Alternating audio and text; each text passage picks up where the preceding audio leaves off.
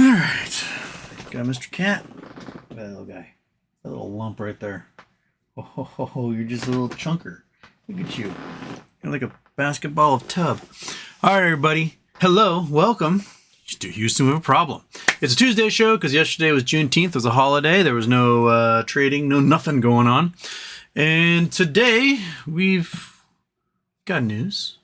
It's been confirmed that Sixth Street's holding of Bed Bath & Beyond collateralized debt is in fact owned by Carl Icahn, which means the remaining collateralized debt is owned by Ryan Cohen. So we got Icahn and Cohen magically together on this, owning the same thing. The owners of the collateralized debt have the up or down vote as to if a bid is accepted out of bankruptcy court for the acquisition of Bed Bath & Beyond assets. So, if the two guys who are rumored to be buying the company own all of the collateralized debt, then perhaps they can pick themselves as the winners of any bidding. So, here we sit. The auction got pushed off another week, so that's on the, what was it, 28th? I can't remember the exact date that was up in there. So that's what we're sitting on. What else happened? So a rich billionaire and some adrenaline junkie scientists are now missing in their tube of death to go see the Titanic. And my guess is that they aren't alive anymore. I mean, if they were alive, you'd be hearing tapping on the hull to help locate them. They're probably just crushed, and that's that. So, you know, if they find them, that'd be a miracle. I have my doubts. Also, it's the ship, they like advertised how cheaply built it was. Look at these little trinkets and things. I got this at Home Depot, and the controller got off eBay. Oops.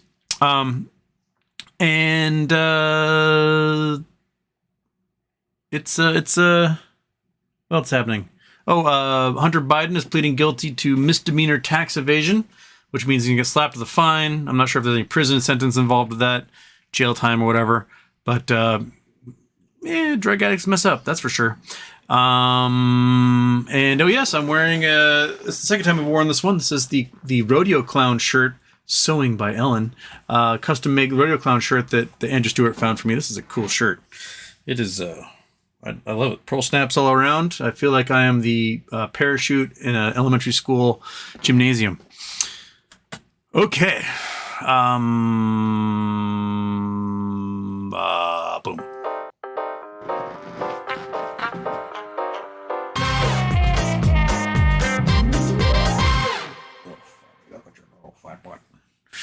Okay, we're back. Scratching the cat butt. Now it's time to click on the off. Off. Everything's off. No second intro. Okay. If there's more to talk about, I guess you guys will bring it up. So let's go to the phones. The Belgian Whale. Hi, H. Bit late today. Got to work tomorrow. We'll watch later. What's your thoughts on Williams sending his 17 million shares of MTLP to AST? Sure. I mean, I'm not sure how much of a difference it would make. If he was on a margin account, it'll make a giant difference because they'll have to somehow find 17 million shares. If he's on a cash account with it, I don't know if it will make any difference whatsoever. I know there's lots of people that are always like, register. And sure, if you want, go for it. If you want to transfer back and sell, do that too. But AST's been having some issues. They're getting bopped by somebody right now, and they're having like lots of website issues. So be interesting to see how long it takes for those 17 million shares to transfer over. Because if you have 100 shares, it's been taking like 6 to 8 weeks, if it happens at all. So him going, I'm going to transfer 17 million shares. My guess is that somebody jumped out of a window at his brokerage. No, and left.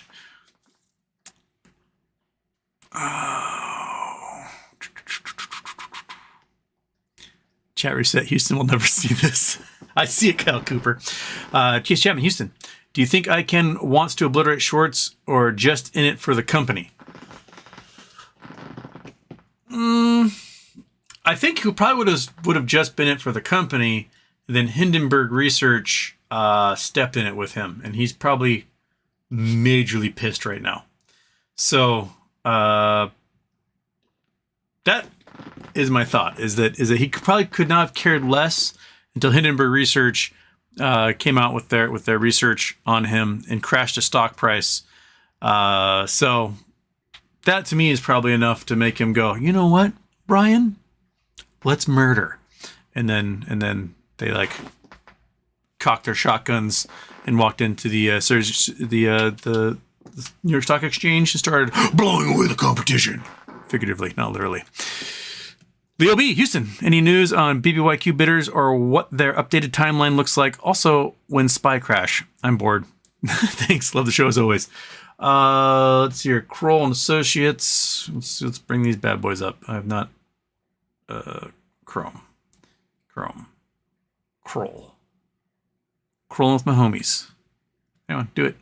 Go. Okay. So, let's refresh the docket, shall we? All right.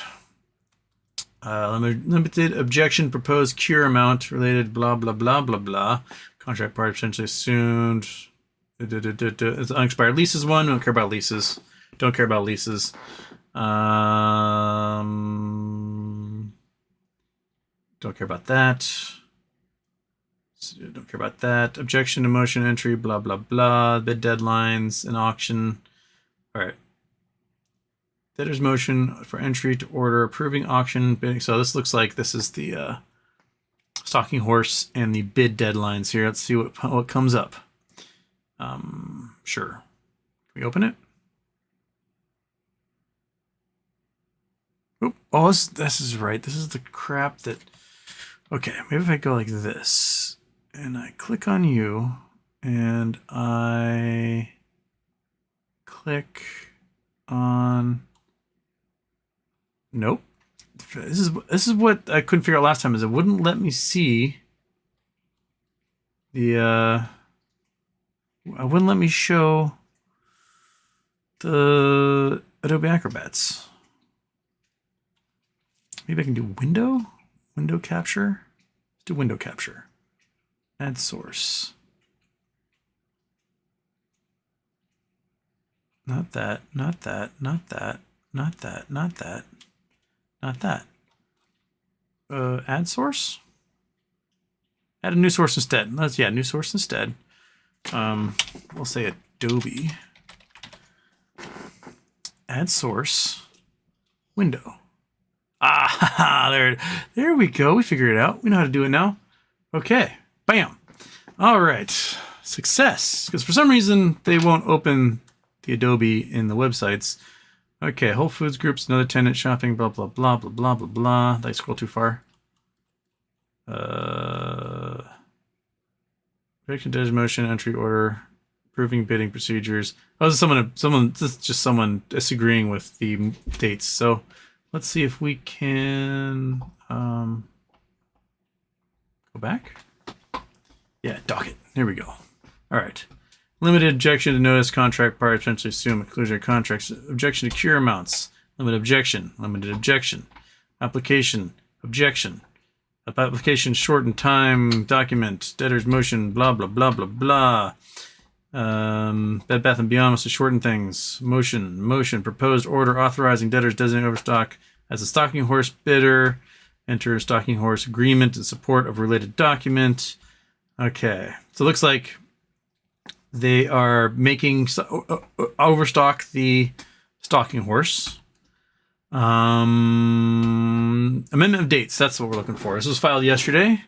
Okay, I'll save that because it won't let me open it. And dang it, just go back over here. There we are. Okay, so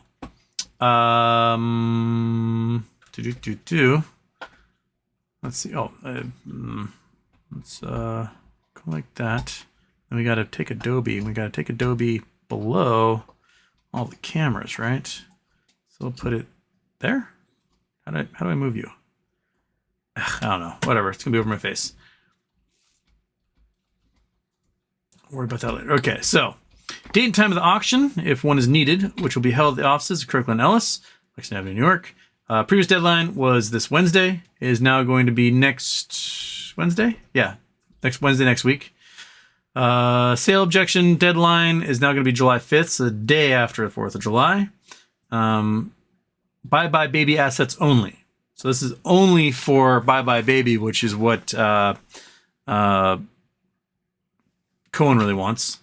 Hearing before the court to consider approval of the succession for bids will be the 11th. So those dates have moved. Every other date, I think, is kept the same. So that means Stalking Horse deadline is Thursday. And bids have to be in by Monday, I think. Do they have any others? I think it's what the old dates were. So there you go. There you have it. Shebang, shaboom, shabing, shabong. Okay, and seriously, how do I move you? I want to take you. I want to move you somewhere else. Okay, well, Big Houston it is. Yeah, so those are our dates. Lost Waves is Karine Jean-Pierre, a historic figure. I don't know who that is. Karine Jean. Oh, that's White House press secretary. Not yet. She's still an active person who's currently, I guess, making history, writing history. So, I mean, historically, she's the first black press secretary, and first LGBT openly LGBT press secretary. Although my old neighbor, what was his name? He was deputy press secretary under Clinton, and he was really gay. What was that guy's name? Kurt. Shoot, what was Kurt's last name? Kurt. He was an interesting dude. He had been deputy press secretary for the Clinton administration, had been a professor at Cornell, had 3 PhDs, 1 million master's degrees, and then got fed up with everything and became a school janitor for an elementary school here on the island. He was like back when Dilbert, before Scott Adams went crazy, the garbage man was like the smartest person in the entire world. Kurt was like that. And he was my mom's neighbor in her condo, and just so flamboyant, and definitely had mother issues, and was just brilliant. Just a brilliant dude who was like, I'm fed up. I'm going to fix the door hinges at this elementary school and take out their trash. Make sure their lawn gets mowed. What was Kurt's last name? Shoot. But I'm pretty sure he was openly gay as a press secretary, deputy press secretary for the Clinton administration, but he wasn't the press secretary. So, Karine Jean-Pierre is not the press secretary. Lots of ways up your boy Hunter Biden. He got too easy. I have no idea. I've not read what the plea deal is. I have no clue. I just read the blurb that sounds like he's pleading to misdemeanor tax evasion. So I don't know what that means. I think felony tax evasion is the stuff like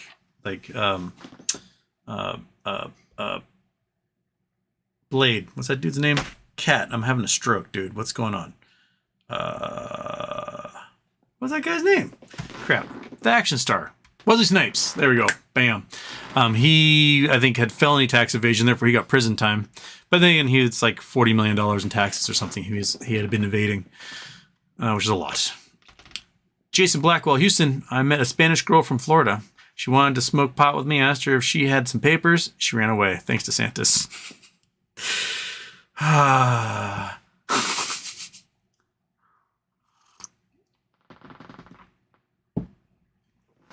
Andrew Stewart, Houston, if you went to space and came back, how long would it take for you to remember to not let shit go in midair? That's a good question. There's a funny blur video some astronaut who had been up on the space station for months did about doing a science video for kids. He kept dropping things on the floor. I think it was totally a joke and intentional, but it's hilarious. I don't know how long it would take. I mean, if you're up in the space station for a long time, when you come back, gravity really reminds you that it's there. You can't walk. They put you in a wheelchair. You go to physical therapy. Worked out. Build your muscle strength back. Earth really lets you know that gravity is back. And things probably just feel really heavy all of a sudden. Like pick up this baseball, you're like, oh my God, it's so heavy. The fact that it just wants to take your arm to the ground might remind you enough they just can't let it go and have it stay there. Just boop. But that's a good question, though. KYP is here. Hello. I'm your friend. Aloha from Wahoo. Any info about anything is appreciated.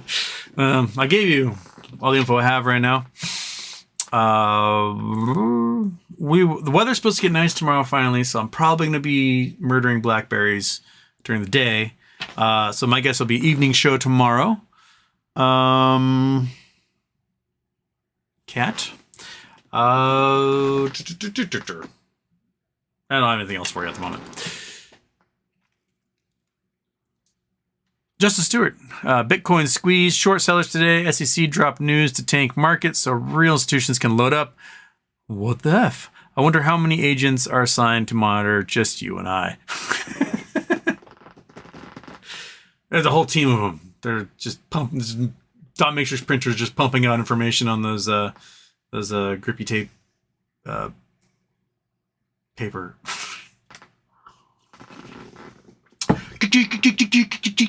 Just as I speak, just reams of paper being made. This entire warehouse is devoted to file folders, just with different shirts I'm wearing. They want to know specifically what's happening.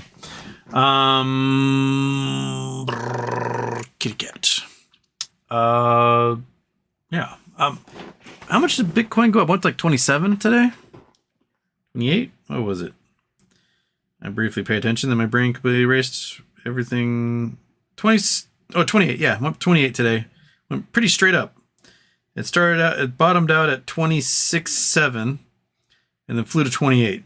Now, did it fly because they're opening Citadel, Schwab, and Fidelity are opening the ETX exchange?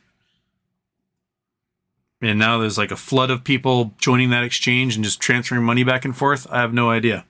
But it went vertical quite quickly. I mean, 7:25 a.m. my time to now, it rose $2,000. So that's something. Yeah. UVXY and VIX both had a little bump earlier, then it mellowed out. Everything else looks pretty red. Pretty very red. A lot of red across the board today. Just a bunch of red. Call your mother. Scott Poland, Houston. After taking a closer look, GameStop's Web3 project is central in a lot of other video game companies' plans.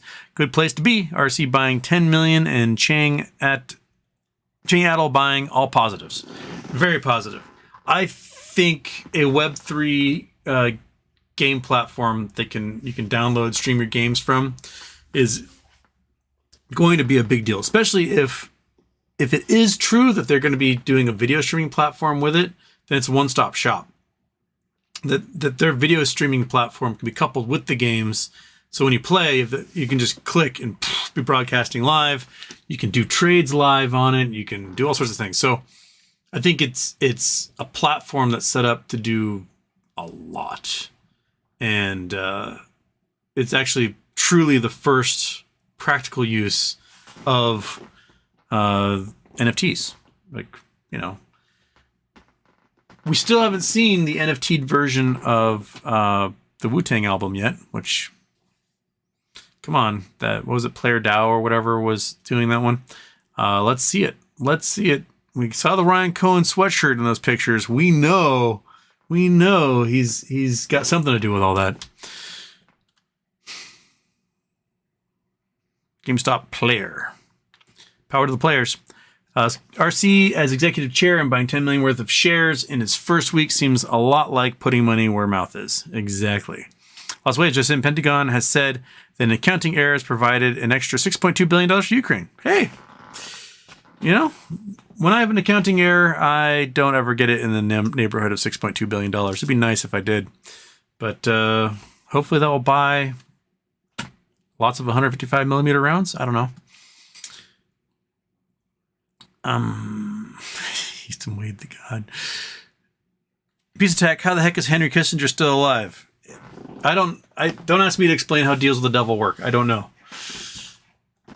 I mean, they would have thought death would have come for him by now. First name, last name, Houston. Gonna have to watch tomorrow. What are your thoughts on Lost Rich People Ghetto Submarine that was supposed to go down to Titanic wreckage? What a complete shit show. No red flags, red flags galore. Yes. Personally, I was completely unaware of a business existing that the goal was to like what Bezos and SpaceX and all those guys are doing, space tourism, right? They're doing it for the water. Except they put you in a little tube, can't stretch around for like a gajillion hours, and looks like it was built with off-the-shelf parts from Goodwill. I would hope that if I'm paying $250,000 for an experience going to the ocean depths, that they would, like, I don't know, first class that shit.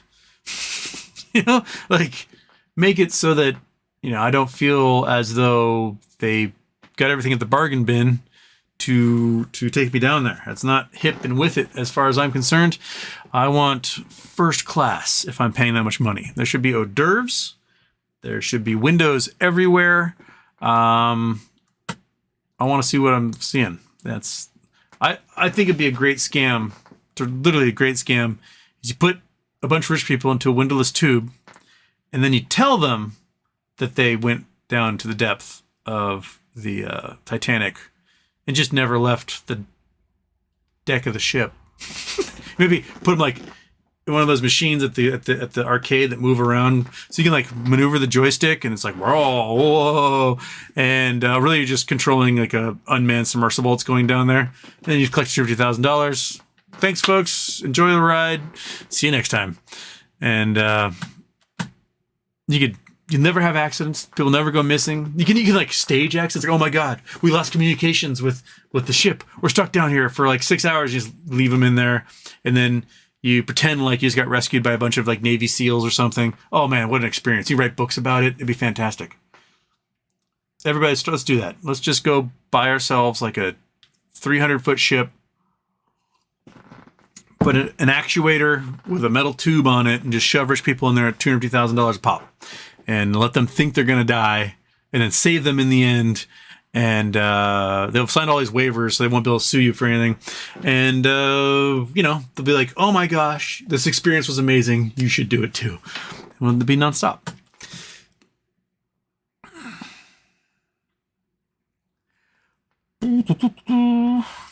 Peace Tack. Would love to see Houston out there bodying these dang fools in a debate, or at least telling Congress what's up. I'm seriously.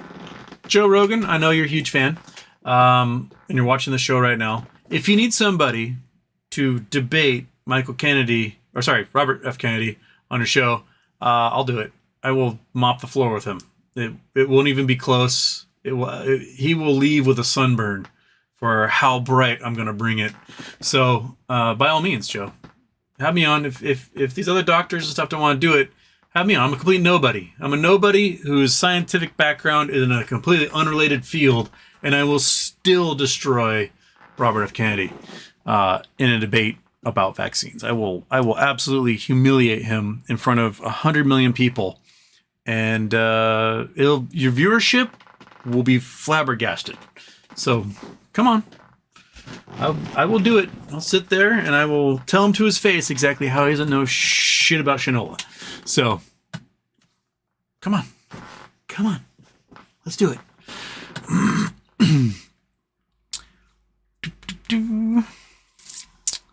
What time is Moas again?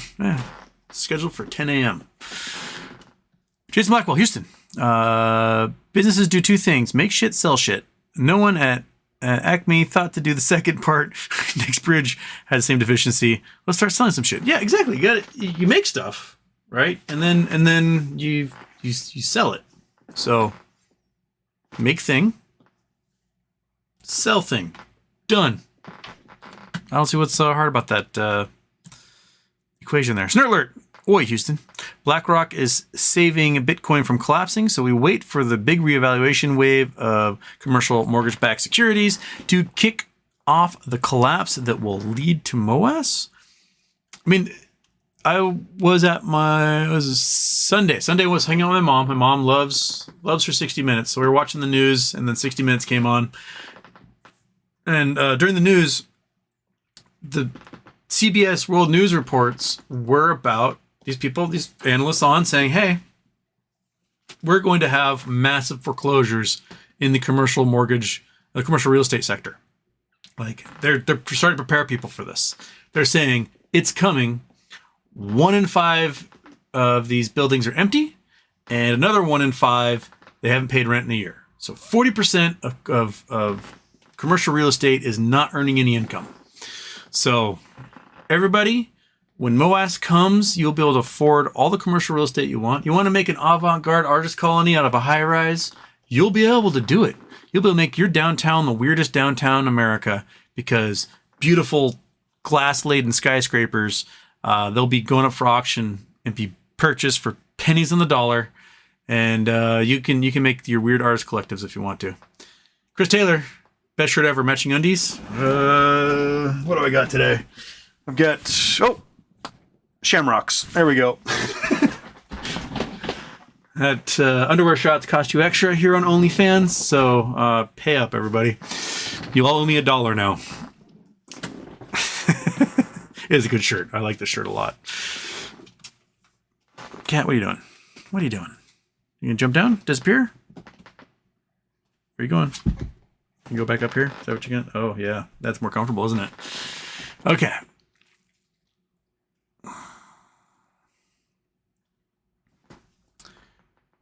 MOAS. Scott Paul, MOAS is forever. This is a generational wealth event. My heirs can decide if they want to sell. I'm not selling. Dividends 100%. William Morgan. James O'Keefe released his BlackRock story today, which they started before I talked to them about MMTLP. I've not seen the story. I saw that you were posting like it's coming. Did not know what the story is, but now I know. Mark Basile is suing OTC Markets for a new client. Awesome.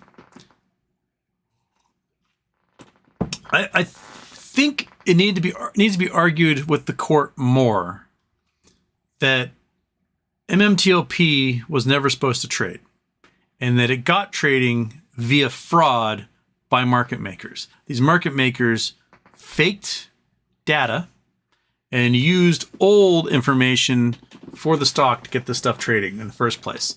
And so it was fraud from the get-go. And then the trading got halted in order to protect those fraudsters.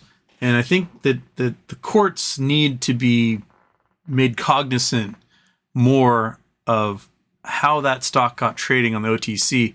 Because OTC was like, well, they did the thing. They filed the paperwork and got trading. And the market makers were like, well, we totally got the permission to do that. And then the issuers of the stock are like, no, you did not. We did not consent to any of this. We're not signing off on any of this. You guys basically forged our signatures. So it's all fraud. It's fraud just all the way down. And I think the courts need to be more cognizant of that. And it really, really frustrates me that Rosa never got a hearing. Is that she begged for a hearing. She asked for a hearing. She called and called and called and called and called. And the judge is just dismissing without ever hearing what she has to say. Because it's obvious he didn't read it. If he had read it, he would not have made any of the arguments he did for FINRA in that case. So, lawyers argue there's been fraud from the get-go.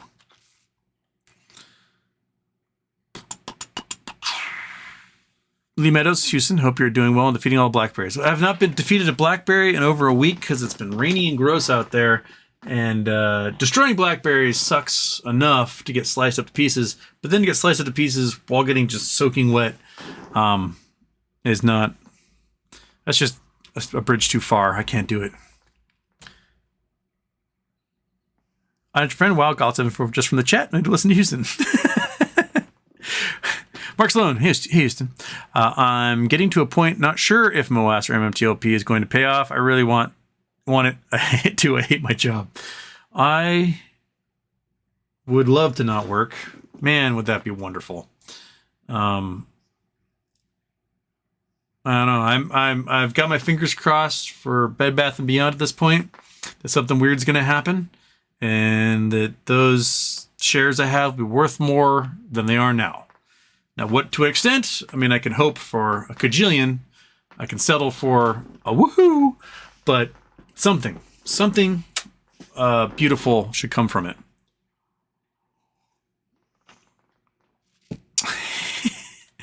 I liking the shirt. It's a good shirt, Andrew. Thank you. Something doesn't seem right about the expedition. You're right. Nothing is right about the expedition. Apparently, they've lost communications like several times with the ship, but never for this long. I toured the Blue Origin factory. Like my friend works there. I've toured the factory. I see how they make things. I see how it gets put together. I see the stress tests they put on stuff, the experimentation, the knowledge, the info, the best they have making those rockets. And I would feel very safe on a Blue Origin rocket. Seeing how they're building this tube death trap that they put people in and stuck them down the bottom of the ocean where the pressures could, make you the size of a thimble. I would not get into that ship. That submersible, no siree, Bob. I want better. And I've never been to those depths. I've been on a submarine at the surface. I've never dove anywhere. I know people who have. One of my geology professors at Hawaii was part of a research team that was on these submersibles in the Hawaiian Trench. They went down to like 20,000 feet or something crazy like that in these things. Those machines are built with nothing but redundancies. They seem like way more serious apparatus. He told this funny story once that, so in the submersible, it's got these little grabby claws. And the grabby claws, what they're trying to do with the grabby claws is break off pieces of ancient pillow basalt. They're like way down in this trench. So they could bring them up to the surface and study the rocks and age them and whatever. And while they were trying to grab one of these things, the arm snapped off and fell. And then the machine tilted and watched this thing like flutter down into the abyss and disappear forever. And the communication line of the ship's like, well, you guys got to go down there and get that. And like, no, it's 30,000 feet down. We're not, you served your purpose there, grabby arm. We will build another one. You just don't take risks when you're at those depths. Any little thing can just go kinky crunch. And then that's it. You don't exist anymore. You get just squirted out like a tube of toothpaste and that's it. I would feel much more comfortable if when they built the submersible that's supposed to house me and the other billionaires, if they weren't using off-the-shelf parts from eBay when they did it. I would like to know that they've got a machine shop that's like tooling specialized tools out of titanium that are purpose-built for this adventure and not trusting off-the-shelf parts to build my one-of-a-kind submersible. Just seems like a sketchy idea from the get-go. No thank you. I like my adventures. I just don't like my certain deaths.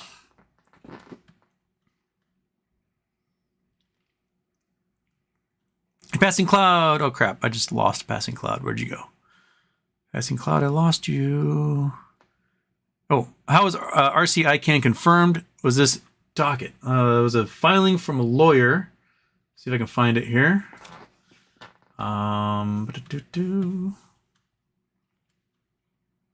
Might take me a minute, one sec.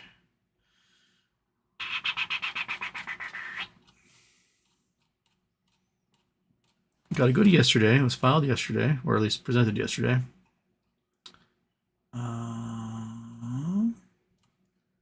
That's Sunday. That is... Where are you? Here we go.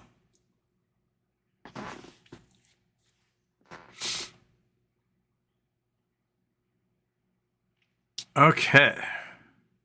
This is Icahn Enterprises. We are acting as counsel to Icahn Enterprises, a Delaware limited partnership, in connection with preparation of filing Securities Exchange Commission, pursuant to rule blah blah blah, the Securities Exchange Act 1933 as amended. Prospectus supplement dated November 21st, 2022, prospectus filed on July 15, 2022, included as part of registrant statement declared effective by the Commission, July 26, 2022, on this form relating to issuance, blah, blah, blah, has to do with debtor possession financing facility, 11 Times Square. This is the, here we go, it's the Reddit for it. This is the Sixth Street debt, and Icahn was the one who funded, or Sixth Street credit. Icahn was the one who funded it. So financing DIP facility addressed to Prescour, Times Square, which forgot, in which case provides a legal counsel, Icahn. Signature takeover moved used to acquire Las Vegas Tropicana, which was a DIP facility, was set up Silver Point Capital, currently active invested party in Bed Bath & Beyond, Chapter 11-2. So this is showing the DIP facility they did for the Las Vegas Tropicana and comparing it to the DIP facility that's been created for Bed Bath & Beyond, showing that he's the dude. So I can't read, these are so small. So this is Bed Bath & Beyond letter agreement confirms understanding agreement between Lazard Freights and Company, Bed Bath & Beyond is expected, blah, blah, blah. Transaction agreement. Man, you guys make this stuff so small. I cannot. Oh, I can zoom in. Duh. This one's not telling me what I want to see. I want to see the, how do I get rid of you?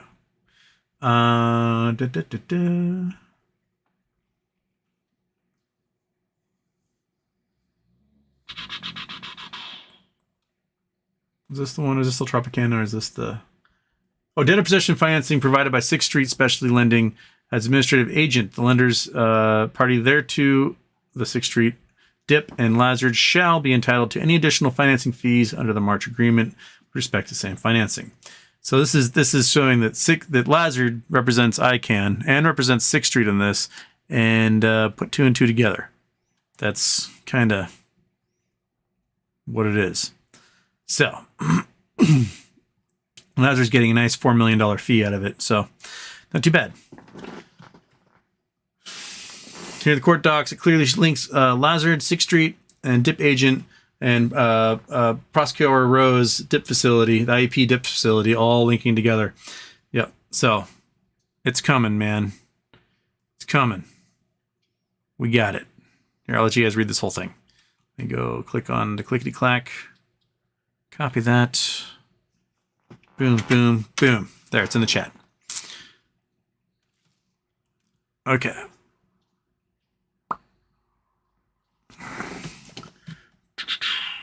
Okay, different lime. Houston. It's tragic that Boss Blunts looked too deep into the abyss and became a sane person, but at least his tweets are funny to see what new fantasy's on about. I love Boss Blunts. I think that he reads a lot of like freedomeagle.blogspot type websites, and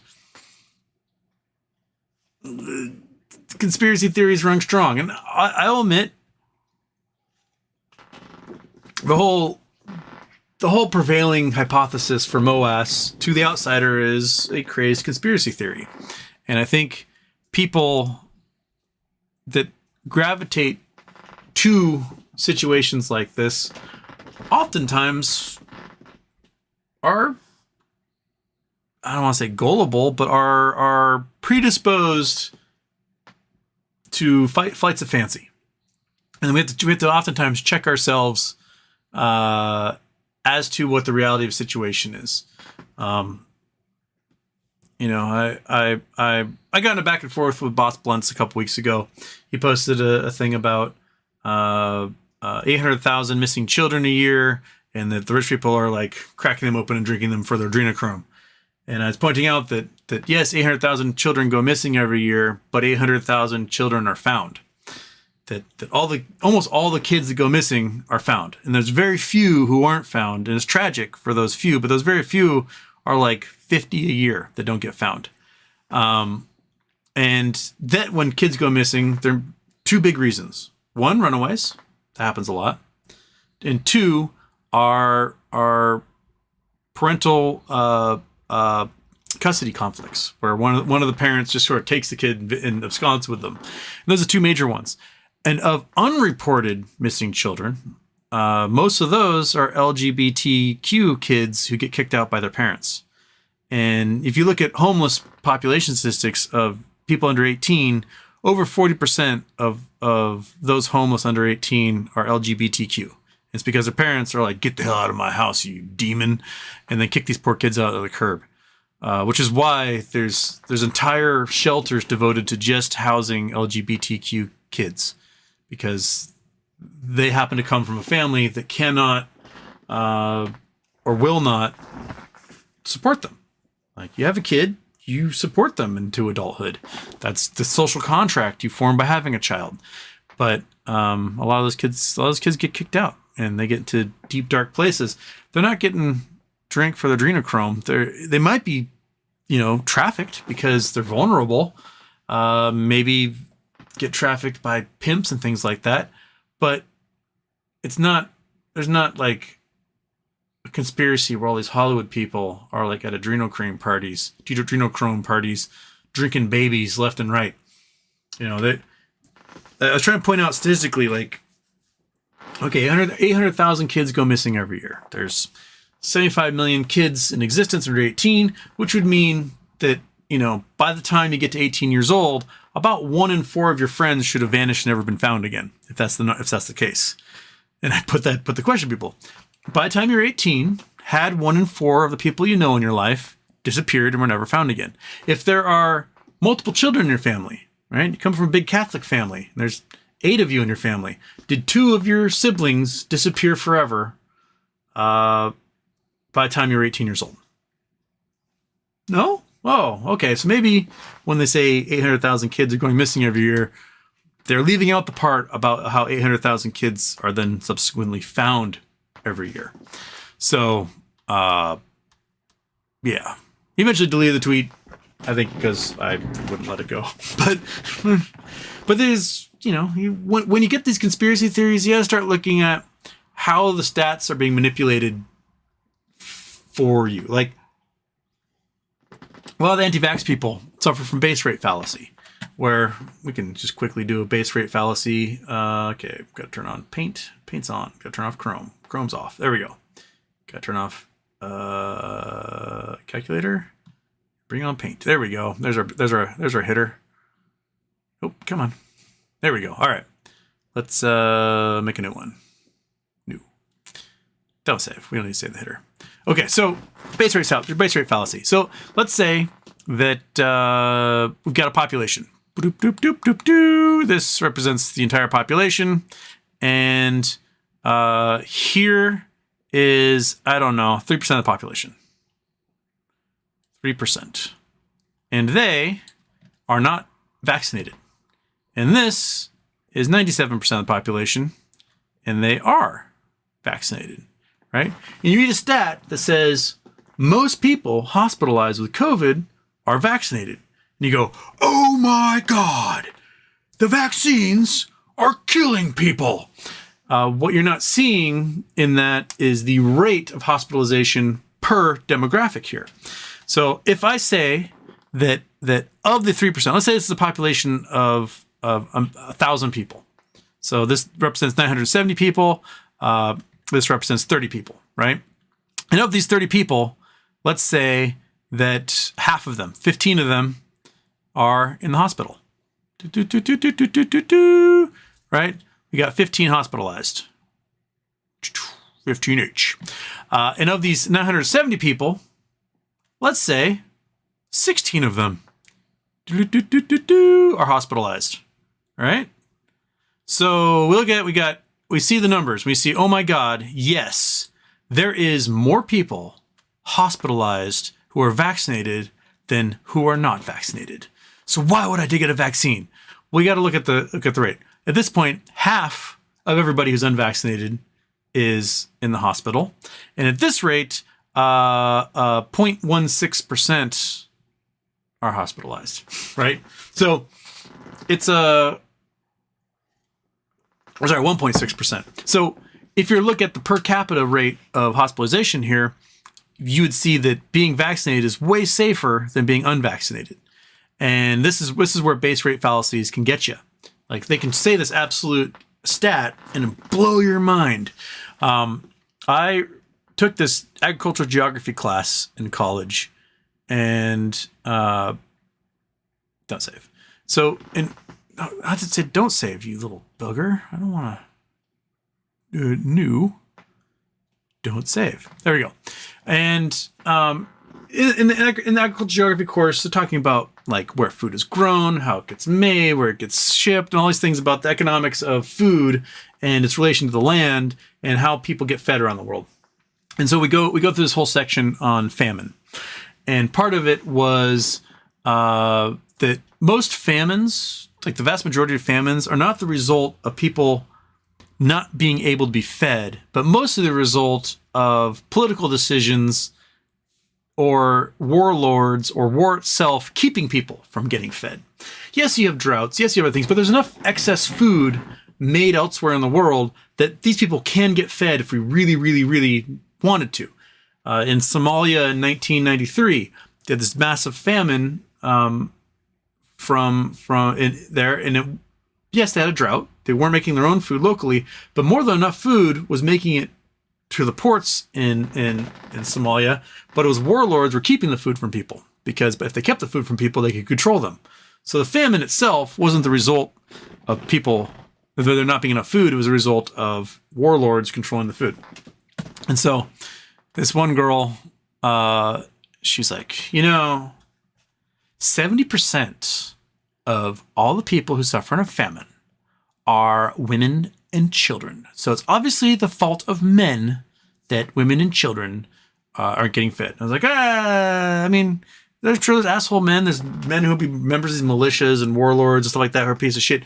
But if you're talking about the family units themselves when they get food, that's not really how it's rolling. And I brought up a famine had recently happened in Mali. And I don't know if you ever take a statistics course, but you have these things called histograms. And you can divide the histograms up into, we'll say this side is age. Yeah. Age. I really need to get one of those little drawing board things. And this is population. It looks like Mike Rob. I cannot write to save my life. Okay, population. ROP. And then you have, say, females on this side and males on this side. And these histograms will get made. And when you are in a country like Mali, you have a huge youth population and not very many old people because the quality of life is really low. So when people get old, they're likely to die from war, famine, disease, whatever. And so you have very small numbers of people who are old. You get a little bit of medium and like middle age. And then there's this huge explosion for under 18 on both sides. So the histogram looks like kind of this like pointy funnel thing. And if you divide it up, what you have is, this is the population under 18 here on both sides. This is all under 18. And this is the adults, right? And so if you add up the area inside the curve above 18 and the area below 18, you kind of get this histogram. This could be up to 100 years old, right? It could be 100. This is the number of 100-year-olds in Mali. You add the area here, it ends up being the same amount of area here. So you have about 50% of the population is male. 50% of the population is female, right? That just kind of looks a little obvious from my terrible drawing. And what turns out is 50% of the population are under 18. So this means this section here, which is adult men. So these are men over 18 are 25% of the population. So men 18 plus is 25% of the population. If that's 25% of the population, then that means the other 75% of the population are women and children. So if you're going to tell me that 70% of those who are starving in a famine are women and children, then mathematically that means of these men, who are over 18, a full 40%, or sorry, 20% of those men, 5% of the entire population, are going specifically without food so that women and children can eat. That is what the histogram would shows us in a place like Mali during their famine, was that men were going without food so that their wives and children could eat in that situation. So there was not a conspiracy that the fault of this famine was men because they're eating all the food and the women and children are getting it, because 75% of the population are women and children. Therefore, if it was totally equal, 75% of those starving would have been women and children. But instead, it was only 70%. So these men were going without food so that their women and children could survive. So you can dive down on the statistics on these things and sort of ferret out what the information sounds. Because if you hear, oh my God, 70% of the people who are starving in this famine are women and children, that's terrible. Obviously, they're at a complete disadvantage in the situation. But it could have been bleaker. Like, if those men had taken the food from them, the rate should have been above 75% in that situation. So it's a lot of like conspiracies can get built out of a misunderstanding of how these statistics operate, and how you can sort of be led astray by them because you don't know what the base rate should be. A big one that COVID vaccine people like to use is the VAERS reporting. Oh gosh dang, I keep hitting save. I don't want to save this. New.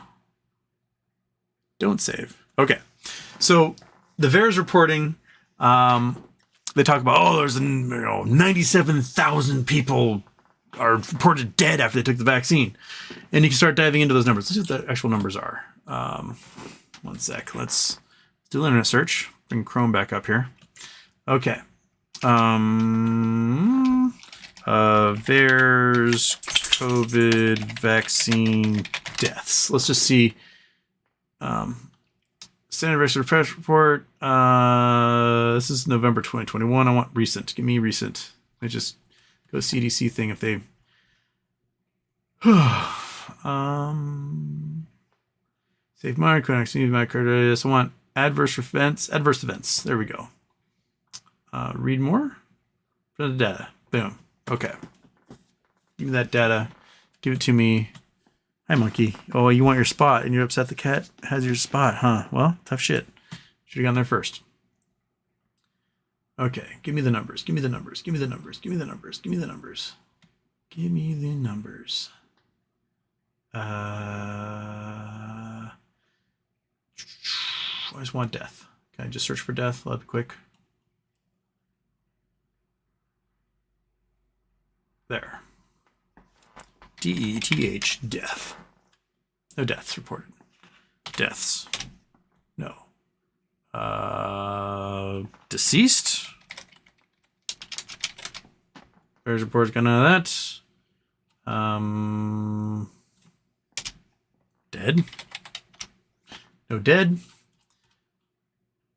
I'm going to boost your safety for evasion key steps, acknowledgements, disclaimers. All right, let's not give me full data. Let's go for some full data.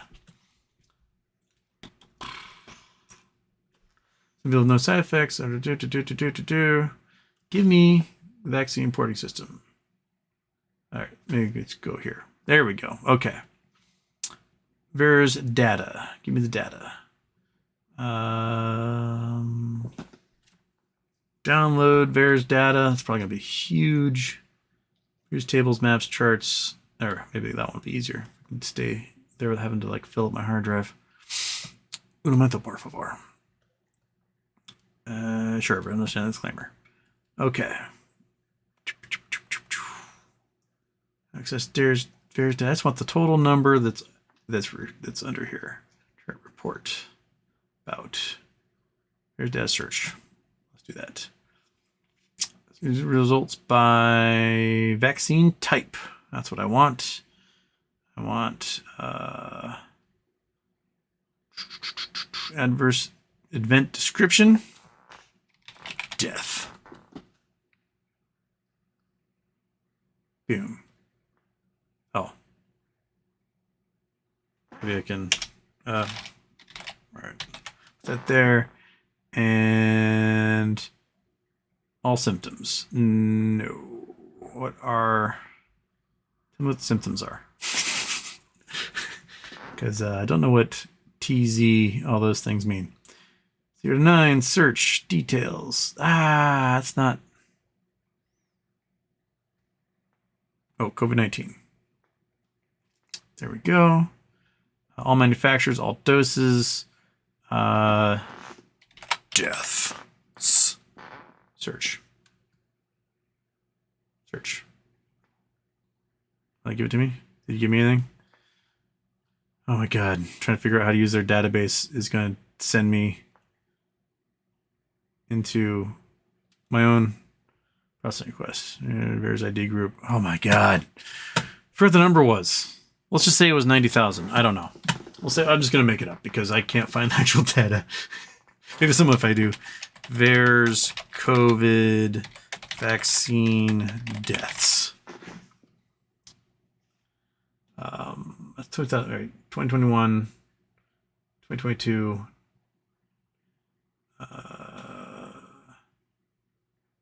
As Reuters. This is claiming the COVID vaccine took 13,627 lives and left 17,794 people disabled. Okay. So this claims. VAERS data, healthcare, There have been 6,698 deaths recorded in the VAERS report between December 20th and August 21.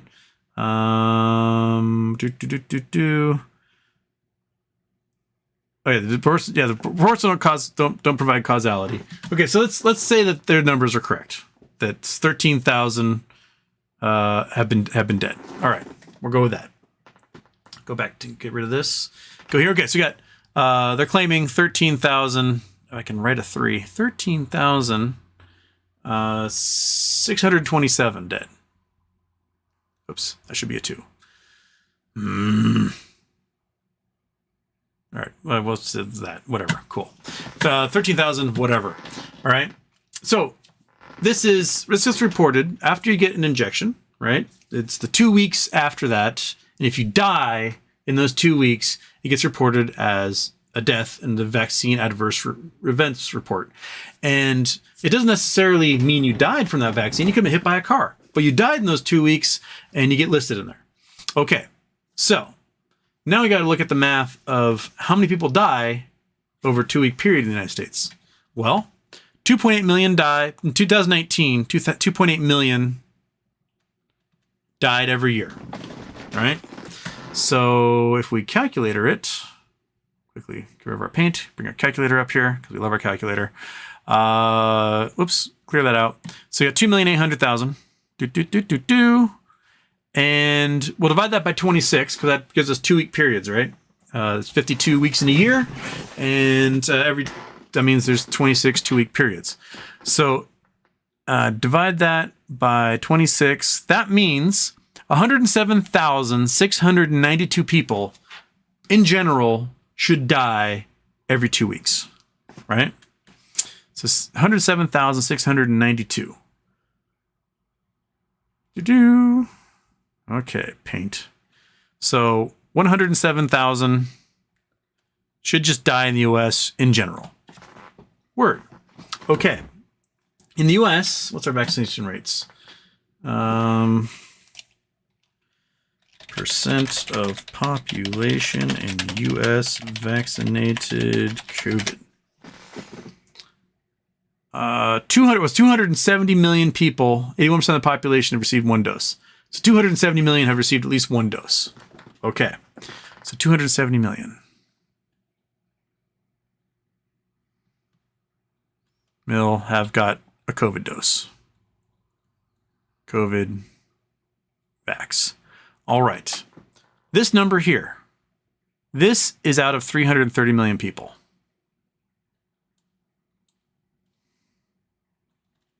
All right.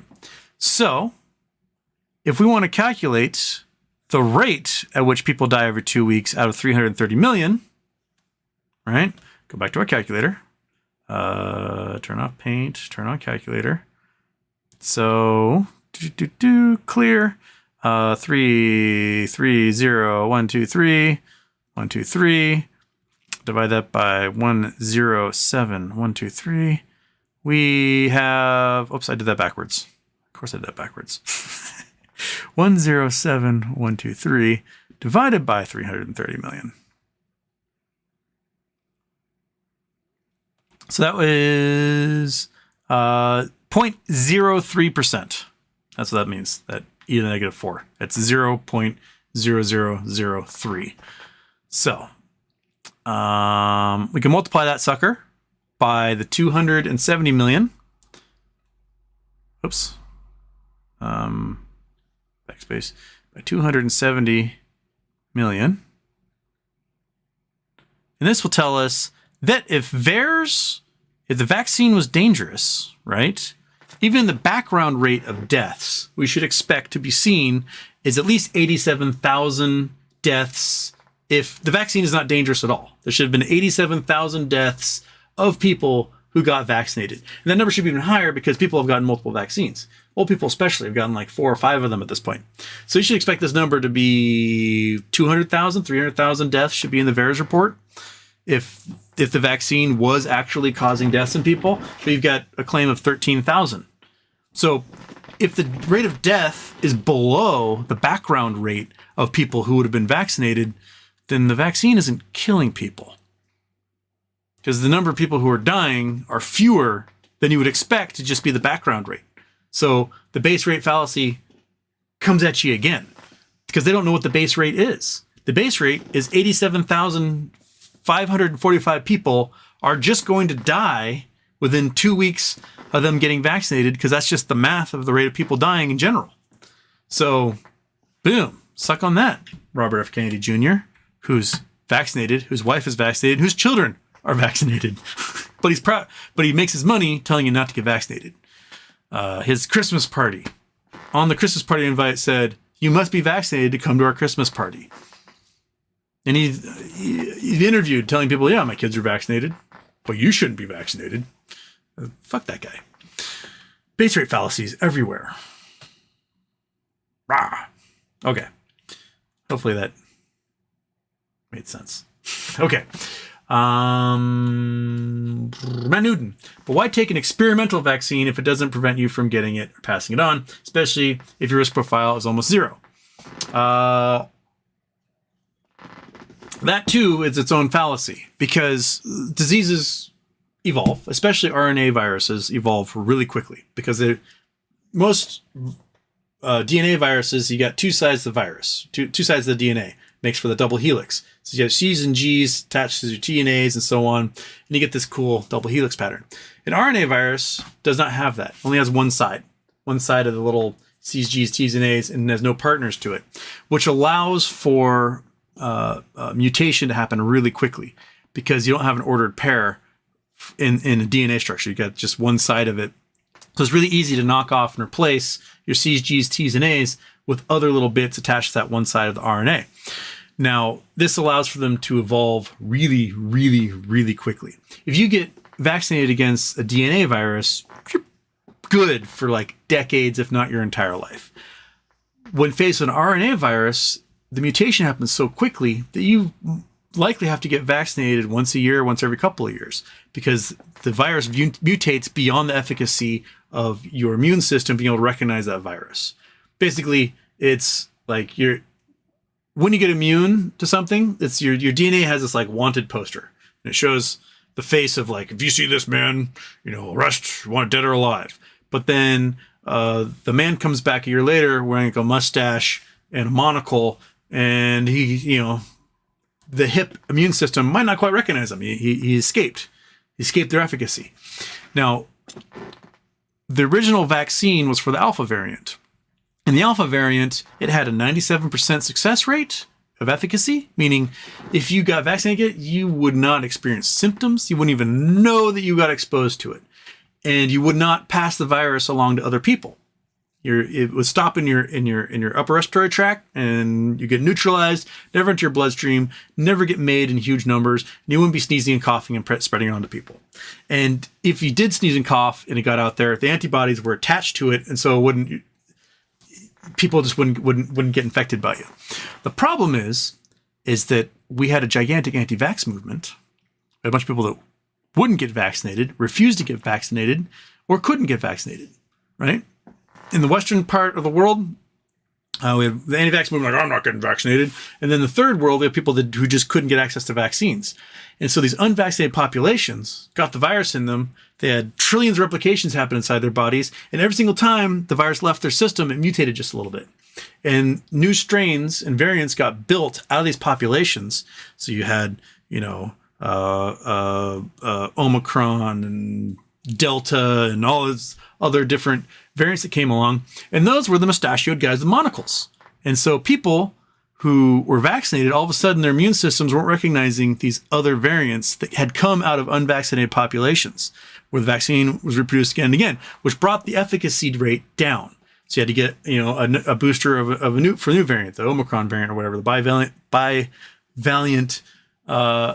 version. And this is exactly why you're supposed to get your flu shot every year, because the flu virus mutates. This is why you can get a cold 5 times a year, because the cold virus mutates so much, you're going to get affected again and again and again. The difference between most flu viruses, the cold virus, and COVID is that COVID itself is a blood disease. It doesn't just affect your mouth, throat, nose, and lungs. It gets into your bloodstream and starts attacking organs and will linger with you. In some cases, people who got COVID, they can still find the virus in their gut. They can still find the virus in their brains 2 years later. So, when you're taking the experimental vaccine, which, let's face it, has gone through experimentation several billion times at this point, it is saving lives. I mean, we've had 20 million plus people around the world die from COVID so far, and the overwhelming vast majority of them were unvaccinated to the virus. The hospitalization rates, at no point were people being hospitalized due to adverse effects. Like, the hospitals weren't filling up with people suffering adverse effects from being vaccinated. The hospitals are filling up with unvaccinated people suffering from COVID. Right? So if the vaccine is so dangerous, and you've got 270 million Americans who've been vaccinated, why didn't you have 270 million Americans in the hospital?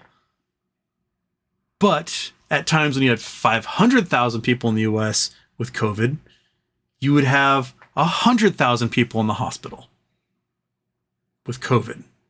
The danger was from COVID. The danger was not from the vaccine. As a matter of fact, in the United States, the ones that are approved by the FDA, they have not been able to link at all a single death.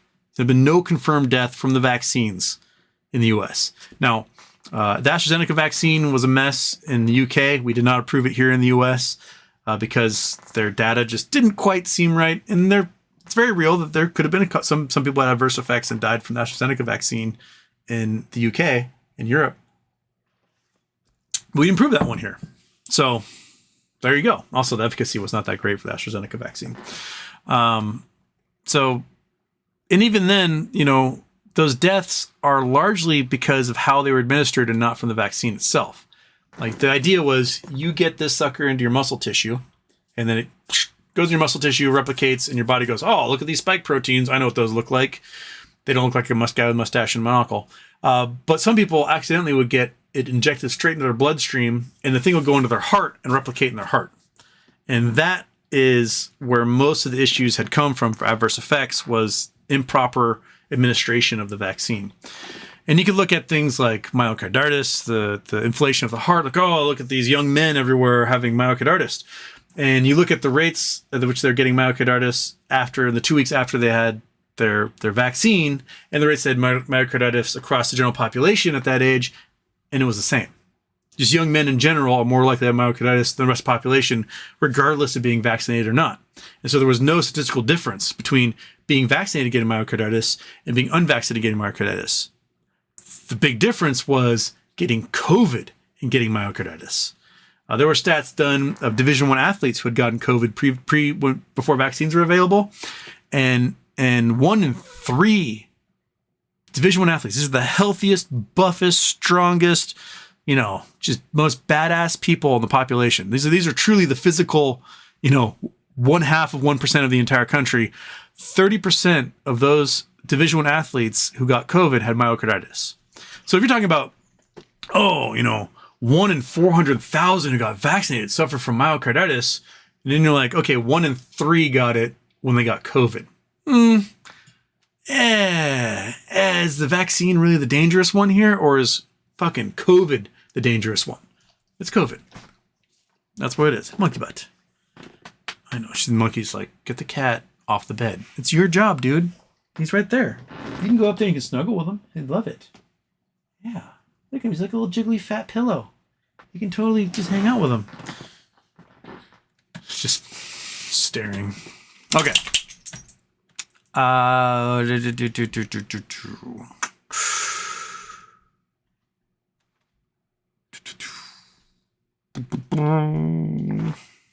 got me along. Statistics beef. But if you take a college statistics course, a good college statistics course, you'll start to dive into how that data gets manipulated and misrepresented. And your introductory course, generally they're just like, these are what the things are to do statistical analysis. And I'll be honest, as someone who's taught statistics several times in the past, most of the data they try to get you to like learn how to do and do these equations for useless. Care about mean, mode, median, those big three. You care about skewness, kurtosis, confidence interval. Those are the big things. You start getting to other stuff, standard deviation. So there's like 7 things you really need to know in statistics. The rest of the crap they teach you throughout the quarter, who gives a shit? But when you take an upper division statistics course, they start talking about how that data can be misrepresented, how that data is skewed, how it's misrepresented. We have to look at like the base rates of things and compare it to. This is why you do experimentation. You've got a control group and you've got the experimental group, right? Because you want to see how it rates the control group.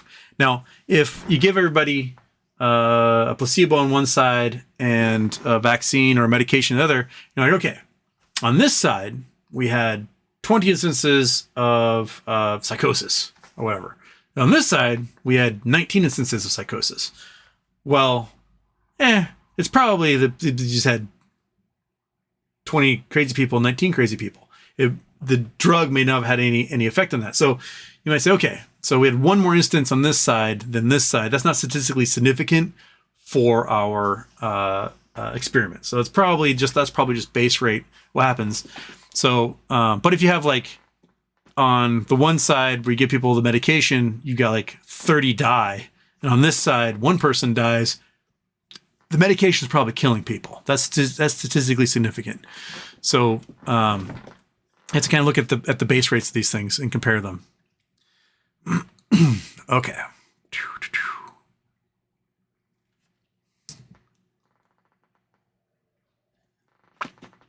Mark Sloan, you said any appeals for MMTLP yet from Rosa or Hoffman? I don't know about Hoffman. Rosa, I think, is doing a 3rd amended complaint in the original Florida District Court, and that's due on Thursday, 22nd. And I don't know about Hoffman. I know Basile has appealed his piece in New York, so he's going to go in front of a panel. I have no idea what the date will be on that, but it just gets strung out, and these things take forever, so it's coming. Citizen 54, Trump classified doc court date set for 8/24. That Fox News interview was freaking mess. Great for prosecution, though. Yeah.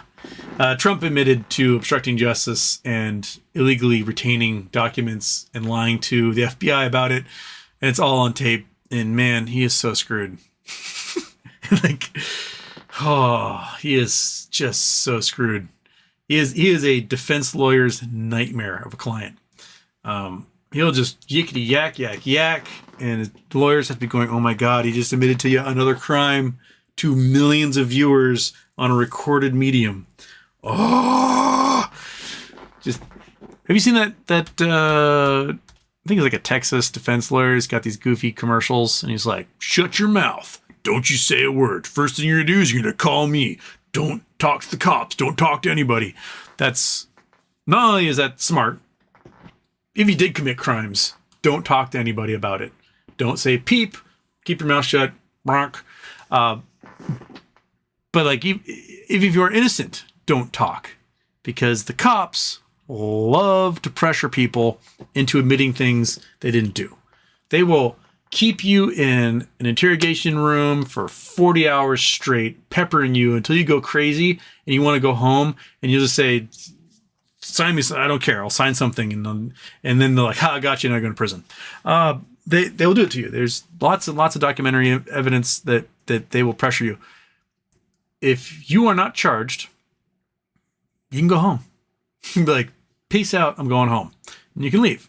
If they are going to hold you, 24 hours or whatever, keep your mouth shut.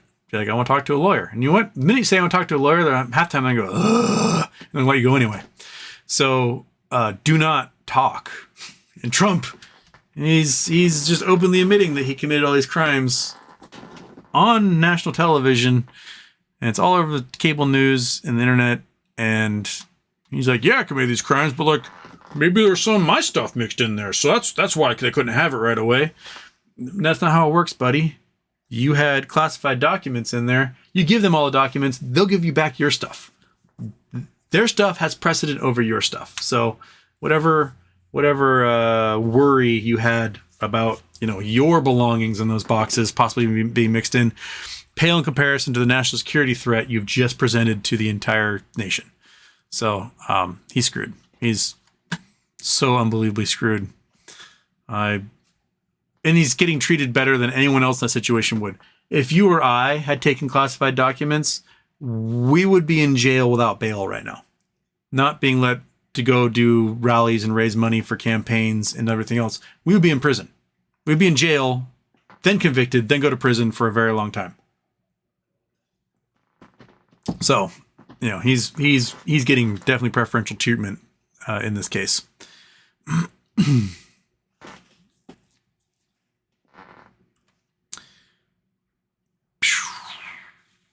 Okay. Houston, you can do Bud Light commercials with that shirt. I mean, it is Pride Month. I'm missing some of the colors of the rainbow here, but you know what? Hey, rodeo clowns, man. Luke Alexander, Houston. Thinking about the likely way those tourists in the Titanic sub died brings back bad memories of when I first read about the Byford dolphin disaster. Gruesome stuff. You do not want to be imploded. That is a rough way to go. The Kursk, 20 years ago in Russia? Yikes. What was the one? There was a U.S. submarine in like 1960s that was lost at sea that was imploded. Just not at all a good way to go. Terrifying. It takes a certain mental strength to be the type of person who can go on a submarine for months at a time. The guy took my boat, or my boat, the boat that Scott's brother left behind for 4 years in my driveway. He's a submariner. Very matter-of-fact, straightforward dude. It takes a lot to I'm going to be underwater for 9 months. Hearing creaks and pops and pings and stresses on this giant ship with 600 other dudes. And we'll surface in 6 months or whatever. It definitely takes a certain type of person to be able to do that. I like to think that I could, but without actually doing it, I don't know if I could. I mean, I'm tall for a submariner anyways. They probably wouldn't let me be one. But being here in the area where a good majority of the subfleet is based, I've met lots of submariners over the years. I know lots of submarine captains, and submarine captains in general are some of the most even keel, rational, inquisitive, thoughtful people you ever meet. To be allowed to be a submarine captain and be control of 50 nuclear warheads at a time, they really weed out anybody who's reactionary, and it takes a certain mental sharpness and acuity to be allowed to be a submarine captain. I would trust the judgment of a submarine captain almost over any other human being I've ever met sight unseen. I'd be like, you're a sub captain? I will do what you say, because what you say is probably the right thing to do right now. But man, if you are a cajillionaire going into a sub made with toothpicks, I'm not trusting that captain.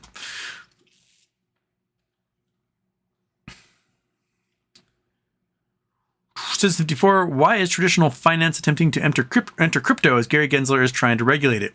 Is Gary Gensler clearing the way for his hedge fund buddies? Side note, Jamie Dimon is a trash person. I think the problem is that they had these plans for this stuff years ago. They've invested time, energy, and money into it. And now it's at that point where sunk cost fallacy. We're like, okay, well, we just spent like $3 billion developing the system to take advantage of this, and we're getting into it as the platform is dying. And everyone's going to jail. But then again, it looks like SBF is getting off. It sounds like he's ratting everybody out right now and is pleading to reduce charges. So he's likely going to be free soon, and a lot of people are going to get busted in this. Binance, I think, is by and large probably toast. Coinbase might be toast. Crypto.com is as sketchy as any website I've ever used in my entire life. I don't know how much longer they have for this world. And then you got the big boys jumping in with their platforms. I don't know if it's serendipitous that they're jumping at this time, or were they just too late to the game? They're going to need to have crypto regulated security if the big fellas are jumping in here. Otherwise, it's going to give them all the abilities in the world to keep committing crimes and then use money that they get from our stocks to commit crimes in the crypto space. Tether was depegging quite a bit last week. It looks like it's snapped back and the depegs again every couple of days. It's the most tenuous little precarious coin out there, and the entire market is built upon that fraud. It's got to give way at some point. There's no way they can keep that thing going. No way. Daniel, how come energy took a hit today? I think everything took a hit today. Steve, is the wildfire smoke affecting satellite views and communications?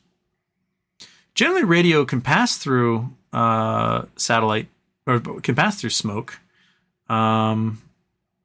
If you're using direct line of sight communications, lasers, things like that, infrared, you can run into lots of trouble. I don't know. But I don't know.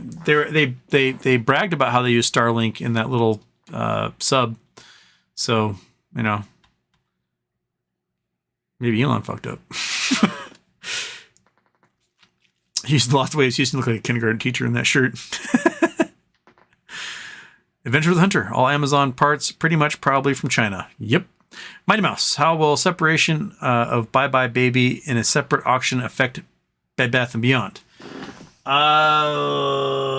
That's hard to gauge because I don't know what price they're going to go for. If it's a sale to pay off debt, it might have to be a sale of $1.4 billion or whatever. If it's a sale that goes for pennies to the holders of that debt, then it might go for pennies and be spun off as its own company or taken part and parcel under the umbrella of a larger corporation, America. Then Bed Bath & Beyond gets their debt wiped out and then go on being Bed Bath & Beyond and continue on that market or be available for sale or whatever. So I'm not sure. That's one of those things that I guess we're going to see revealed as it comes along. Kim Houston, do you think if the market crashes, UVXY will skyrocket, or do you think it's too heavily manipulated? Well, they're about to do a reverse split on both VIX and UVXY. My guess is generally they work in inverse. So when the market does poorly, it spikes really quickly for those shares.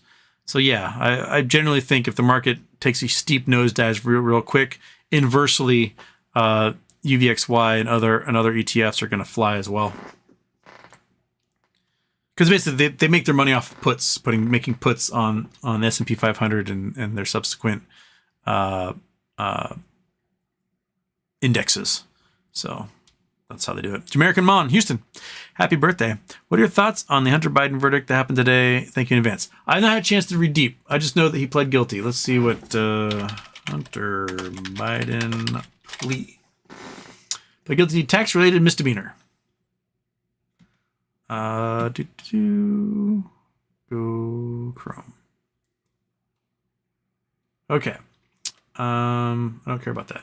Trump appointed U.S. Attorney for Delaware has reached a plea agreement with Hunter Biden in which he is expected to plead guilty to 2 federal misdemeanor counts for failing to pay his taxes.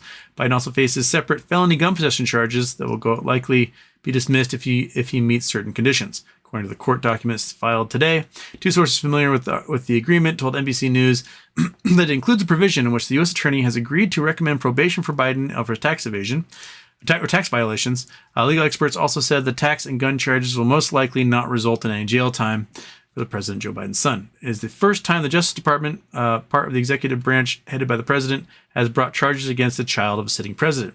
That decision by U.S. Attorney David Weiss, who was nominated by President Trump in 2018, indicates an end to the sweeping 5-year investigation by federal prosecutors.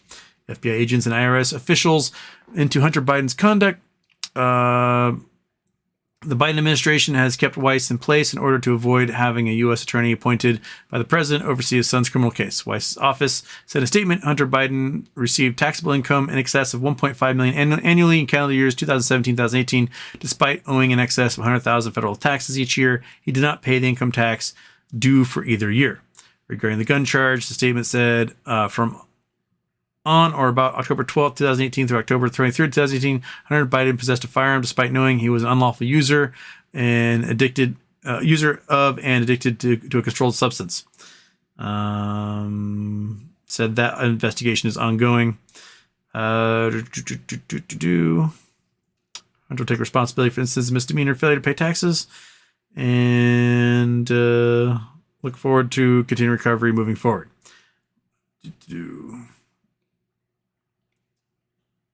Okay. There you have it. Oh, there's the agreement being filed. So, only one page.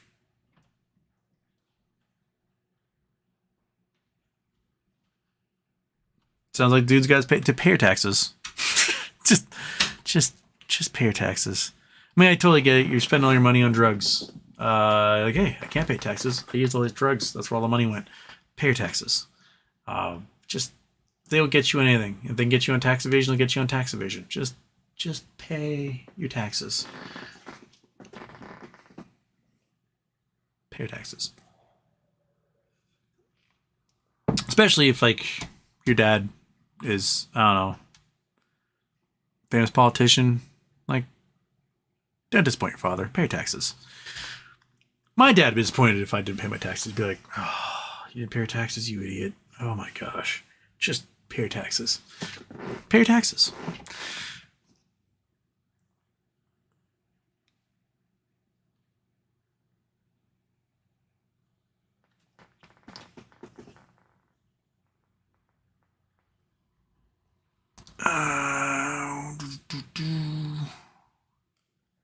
Last way, should be worried the AST got bought out. Lots of room for finger pointing this way.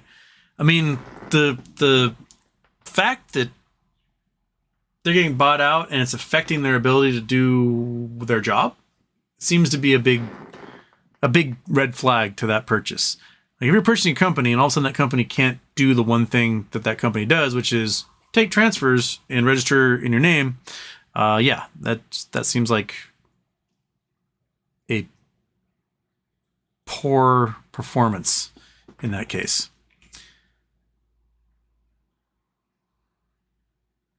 Ron Johnson, happy birthday, Houston. Have you heard of the Alternative Propulsion Engineering Conference? I believe it's run by Jeremy Rice. His channel is All Scientist, a Bob Laser debunker. I have not heard of them. I'll check them out. Alternative Propulsion Engineering Conference. Alien Scientist. Okay. Alien Scientist. That looks like Alan Scientist. I need new glasses. I've got new glasses. I need new prescriptions. Folks sent me glasses last year, and I got supposed to get the prescriptions done. Then I got COVID, and I have not been able to make a new appointment. Hey, monkey.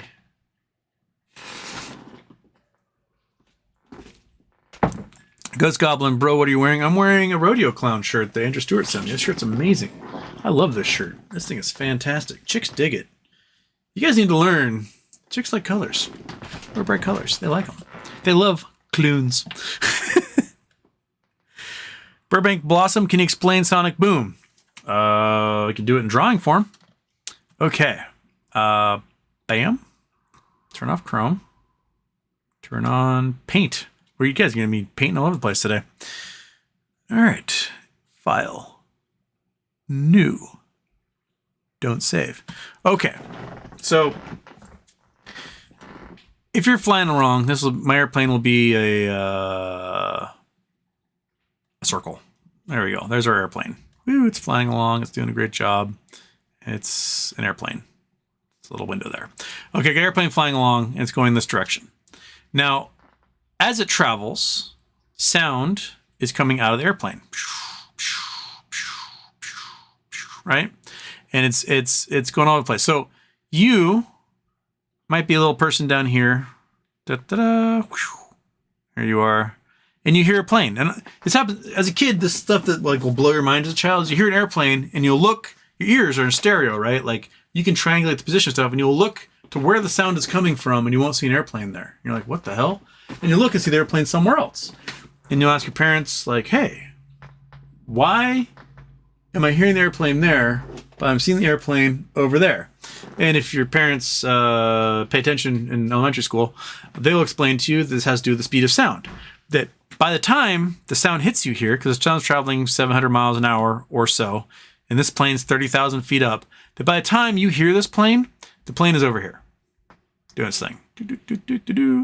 Whee! Here's the plane flying along. And so where you hear it and where you see it are two different spots. Because this is the light from this is traveling at 300,000 miles per second. This is traveling at several hundred miles an hour, 700 miles an hour or so. Now, as you get faster and faster and faster and faster, right? The plane will get further and further and further and further away from the perceived sound. So you've got a fighter jet flying, Mach 0.99, right? You might hear the jet coming from this area, but you'll see the jet way over here. And so that separation happens further and further. Now, as you cross the barrier of the speed of sound, you get to Mach 1 and beyond, what happens is those sound waves start to get compressed in front of the jet and all combine together, making a giant, fantastic boom. So the sound just becomes an indiscernible boom. And so as the jet passes by, the sound you don't hear from it is the roar of the jet, but instead you just hear the boom as it goes by, because all those sound waves get compressed together and you're getting hit with all of them at once. And it's a freaky, freaky, freaky, scary heart leap out of your chest thing. I haven't heard too many sonic booms in my life. When I heard a lot when I was a little kid in Okinawa, the SR-71 was still flying then, and we heard the sonic boom of the SR-71 quite a few times while I was there, and it was really cool. Well, we went to the Kadena Air Base, and I got to watch them take off and land. That was pretty neat. That was 34, 5. Oh shit, that was 35 years ago. Dang, 34 years ago. Yeah, that's it. That's your boom. Bam, bing, bang, boom. You can see it too. There's really cool pictures. Sonic boom. Do photographs, images. Nope. Oh, that's Sonic the computer. No, Sonic boom jet. How about that? There we are. Okay, so they oops, I need to go Chrome. So you can see it's kind of a simulation here. But this what happens is you get this condensation cloud the minute it passes through the sound barrier, and it's all these sound waves line up. You get this like crazy humidity condensation of the moisture in the atmosphere. It's really neat. Yeah, they're really cool pictures. This one's like a little more computer generated, kind of simulating what's happening. But passing through sonic boom pictures are neat. Very cool looking. Okay, where am I? I am M3 period _ B-B _ HF JJ UKR. What evidence do you have? The Icahn and Cohen owned bonds. You gave your conclusion, but didn't say how you came to that conclusion. Well, in the filings, Ryan Cohen Ventures, they filed as a creditor. So they're filed there. Sixth Street has filed as the creditor, and if you follow the paper trail between Sixth Street and Icahn's lawyer, you discover the dip facility that's created by Icahn. So I posted that link in the chat there, so you'll find it. But in the filing in the court, it's Sixth Street that controls that debt, but that debt is, they're just the facilitator for Icahn in this case. Ron Johnson, happy birthday, Houston. Have you heard of the alternative proposal? Oh, you asked that one already. Where's that one? Duh. Adventures with Hunter would be nice if Icahn buys Bye Baby and then do deal with GameStop. GameStop then turns retail storefronts into Bye Baby. Or you just make it a one-stop shop. You got yourself babies and video games right there. Want your child to have screen time? Bam. Put a PlayStation in their crib.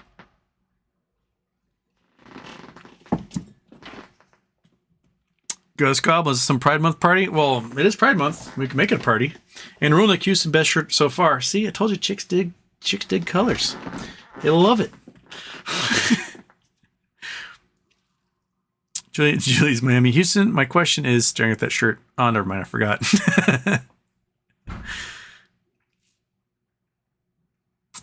Bo got smoked. Sorry, but being gay is not an accomplishment. I mean, it's their existence. People should be allowed to be like, hey, I exist. I am a human being, deserving of rights and love and anything else that comes with being a human being. Alex Park, Houston, who would win a fist fight, Genghis Khan is prime or Mike Tyson's prime? Mike Tyson would behead Genghis Khan if it was down to a fist fight. I mean, Genghis was a terrifying man who brought the use of horses into battle in a way no one had done before. So his hordes were his force, but if it was like one-on-one, mano-a-mano, Mike Tyson would murder Genghis Khan with a punch to the head. Genghis Khan wouldn't even know what's coming. I mean, there was not a single human being probably in the entire Mongol horde who had the strength to weight ratio or conditioning of Mike Tyson in his prime. That man was very strong. He was only 5'10", but man, he was scary strong.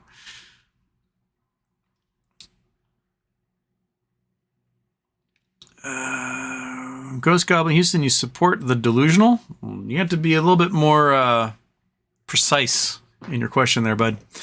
Daniel Bernard Houston, what's your thoughts on that sub? The one missing? We talked about that one already. Dog Mom's here, awesome.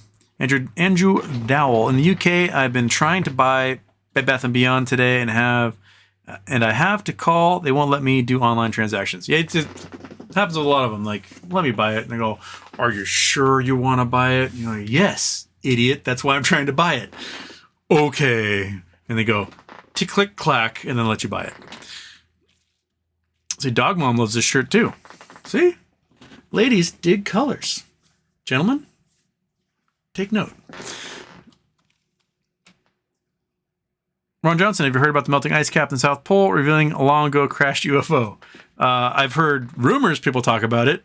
There could be coordinates of weird, what look like artifacts in different rocks in Antarctica. But, I mean, isn't that the plot to the first Alien vs. Predator movie? Was the discovery of, and also the plot of one of the X-Files movies. So, they love to have crashed UFOs in South Pole. Christy Admonson, thoughts on $5 calls for August for BBYQ. I mean, you can get better calls for cheaper or for the same price. I mean, it's 1 penny to get 50-cent ones. So you might as well get 50-cent ones. That way, if the price goes to $1, you can make a fortune. If you can get your hands on calls, and I have not been able to do that. There's a guy that Julius follows on Twitter, and he's like, oh yeah, I bought more August 18th calls, and everyone's asking him how, and he won't tell us what broker he's using. Like, how did you buy more? Let me know. I would love to waste my money on some for August 18th, but he's not said what broker he uses, and it's very frustrating. But if you find out, if you can find some there, Christy, by all means, tell me what broker you're using. I will sign up with them so I can get some. Rab Frog, anything on Sears? Nothing on Sears. Their next hearing is in July. We looked at Kroll & Associates. I think it's in July. They have some hearing going on, but nothing as far as I know. Be real, what's the issue with GME payables? I don't know what that's referring to, so I don't know. Dan K, anyone have more DD on Michael Jordan's sale to Plotkin for the Hornets? My guess is Plotkin lost Jordan a fortune. Jordan said, buy my basketball team for more than it's worth, and Plotkin went, okay. That's my guess. Probably also lost a bet during golf or something, because Michael Jordan loves to bet during everything, and he became a customer of Plotkin, I think, because he lost a round of golf, and the bet was, if you lose, you become a member of my hedge fund, and Jordan had become a member of his hedge fund. So my guess is that there's probably some deal made that you lost me a fortune on your GME bets. You're buying my basketball team for way more than it's worth.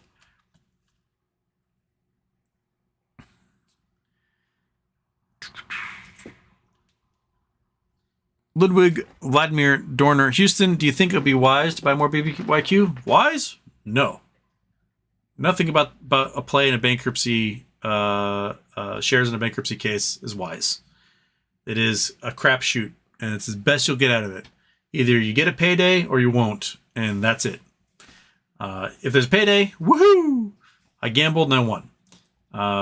But flip a coin, and those stocks could just wither and die into nothing and be worth fractions of a penny at some point, if that's where they end up. So, I personally am the gambling sort in that sense. So I have my 8,700 or whatever shares. My calls died on Friday, so c'est la vie. But yeah, there's nothing wise about it. It's all complete crapshoot gambling. William Morgan, happy birthday to my twin brother Houston. He can never remember the date.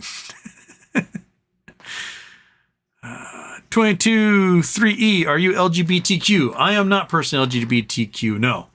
I just think that people should be allowed to live however it is that they were born. So by all means, live your life, have pride in it, be happy.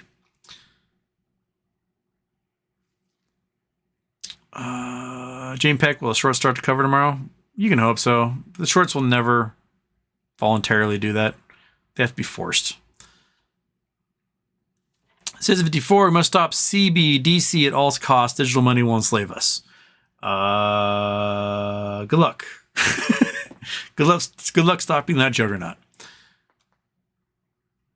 Slayer J1, what's the news with Saturn's moon Enceladus being habitable? It's not that it's habitable, it's that they're finding elements that would allow life to exist without finding life itself. Like there's certain chemical elements that you need to be able to like make DNA, and you need your carbon, you need hydrogen, you need water, you need phosphorus. And we haven't found large enough amounts of phosphorus in other celestial bodies yet. And Enceladus is the first one we've seen that exist. So yeah. Vavra Kadabra. Houston, in your opinion, what do you think will happen to BBBY shareholders after this all goes down? Will we be holding a pile of poop, or will we make some change? I think at this point, I thought there was originally two options, which was it dies and we get nothing, or there's a buyout and we get scraps. Now it looks like there's going to be a forgiveness of debt in return for a portion of ownership of the company, while allowing shareholders to still maintain their own ownership of the company. If that's the case, then it becomes a squeeze play. So there could be nothing happens, the company dies, declares Chapter 7 or Chapter 9 or whatever it is, and disappears forever. Or there's a buyout at a price that is above the debt and we get some scraps, or if there's a buyout price below the debt and we get nothing, or there's some sort of weird deal with forgiving debt, getting ownership of shares in the company, and the company still existing with us as owners as well, and then it becomes a squeeze play where, oh, Carl Icahn forgive the debt and is paying several $billion for, let's say, 50% of the company, and in order to do so, that comes in at a share price of $30 a share. Then all of a sudden, our shares go from 20 cents to $30. Woohoo! And if that's the case, that can cause a gigantic squeeze play because the stock's been getting shorted down insanely from $30 all the way through down to like 7 cents. And so if that's what's happening and the stock price selling is $30, then a lot of folks may not have the collateral in place to handle the stock price doing that because they're thinking we're going to kill this company and we're never going to have to cover or close anything. It's dead. When we pay taxes on it, awesome. But then the company suddenly becomes alive, thriving with no debt and the ability to become a juggernaut all of a sudden. And we ended with $30 stock price. That's totally speculative on my point, but it's an example of what could happen. Kelly Reed, Jim Cramer blaming GameStop's former CEO. Never been more bullish and happy to be in GME. Yeah. Blame the former CEO. Just showed a picture of GameStop. It's like, what is that referring to? Like, what are you trying to establish there? Blame them for what? The record quarter they had last Christmas? Kelly Reed, happy birthday, Houston. What's your speculation or opinion on the future of the next 4 years for us and the economy? Is MOAS in there? MOAS is definitely in there. Also, I think one of the largest failures of our economy in modern times is in there. Real estate is a giant mess, and there is nothing but bubble. It's like bubbles all the way down with regards to that. So it's a huge mess. I am really far behind today. I'm an hour and a half behind in the chat. Holy smokes. And trying to climb out of that mess will probably define a large portion of those next 4 years. Notre Dame underoos. Kelly Reed, U.S. is in a regulatory crisis where Wall Street and Congress will keep supporting the status quo, self-regulatory system. What will it take for them to realize they're supporting damaging the economy? The economy being damaged. The best way to get regulatory change is to have the system collapse in on itself. And people go, oh, maybe we should do things to fix this so it doesn't happen again. And then we fix it. And then a few years down the line, we start removing those fixes, and then we repeat the whole system all over again. We're really good at that.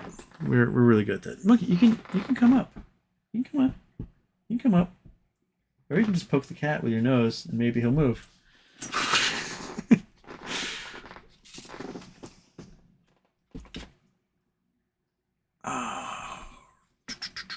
Okay. Oh, and there's the reset of the chat. Oh, monkey, leave him alone.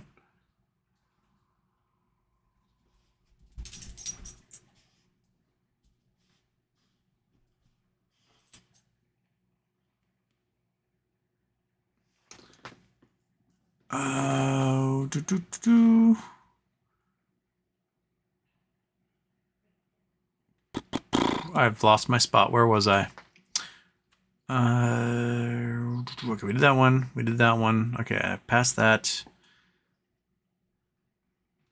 Oh, meow meow. Any chance you watched the greatest movie ever? Oh my god, I have not watched the movie yet.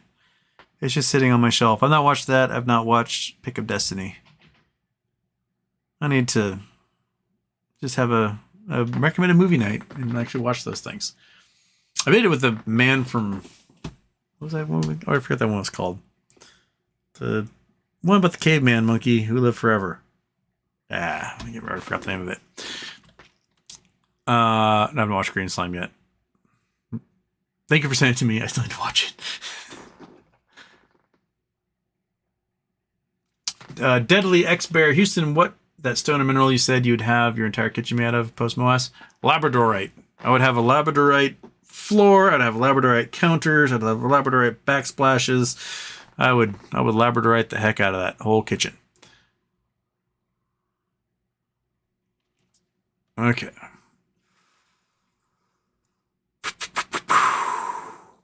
Tampa Bay Buckeye, Houston. Bet you get a free bowl of soup with that shirt. I was an Ohio class badass. We had the best food. Silent but deadly, still there, waiting. Yeah, this dude was on a Ohio class Trident submarine. He didn't tell me which boat though. But he's like, oh, your sister's a nuke. I said, well, she was a nuke. Now she's can't talk about whatever the hell she does now for the Navy. She does the I could tell you, but I have to kill you type stuff for them now. Finn Hatch Houston, hello, new watcher here. Can I ask if you hold BBYQ or GME shares? Yes and yes. I'm at 87 and change, 8,700 and change BBYQ, and I'm still trying to get to 1,000 GME. And hopefully BBYQ bursts or explodes or rockets or whatever, and then get some GME, get to my 1,000 shares of GME.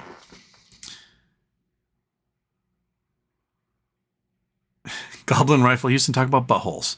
I would, but the cat disappeared. Normally his butthole shows up on the chat there.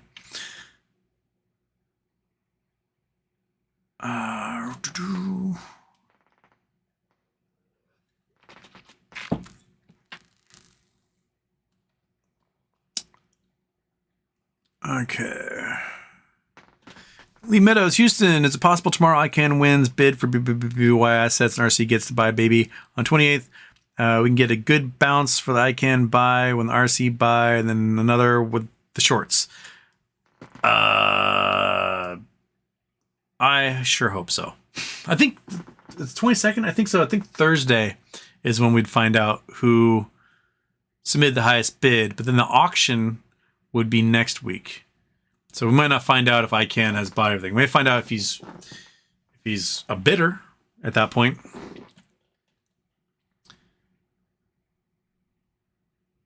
You'll be Houston. I have to ask why you dislike blackberry, blackcurrant, bramble so much. Have you ever made jam jelly? Oh no, I love the berries. The berries are delicious. I just hate having to deal with them in my yard. There are plenty. There are more spots to get blackberries in my neighborhood than you could ever possibly imagine. They don't need to be in my yard. I don't need them growing up in the grass, and then I got to take them out, and then they scratch me when I try to get into the trail, and they cover up my trails.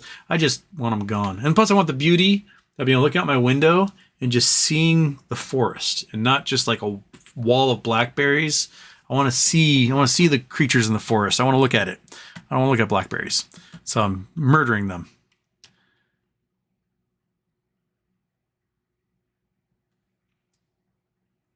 Warren McGowan, the guy who created mRNA himself, said it should never be used in humans, but I think he self-deleted shortly after.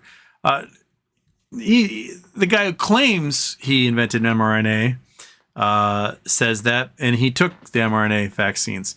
What's that guy? It starts with an M. Monroe or something like that. He was part of some experiments and wrote some papers back in the 80s and 90s and has been out of it for 35 years. He also got the Moderna vaccine, and his problem was that he got COVID really bad and is suffering from long COVID. He's been disabled by COVID. And they took the Moderna vaccine hoping that it would cure his long COVID, and it didn't. And so he got really upset and then suddenly became anti-vax after it didn't cure him. But even he should know that's not how vaccines generally work. You had the disease, the damage has been done. Now, there could be lingering virus in your system that's causing symptoms, and getting vaccinated might help with that. But it's not going to cure the damage done to your organs. That's not how vaccines work. So his understanding of how vaccines apparently work seems to be in contrast to his work on vaccines in the past.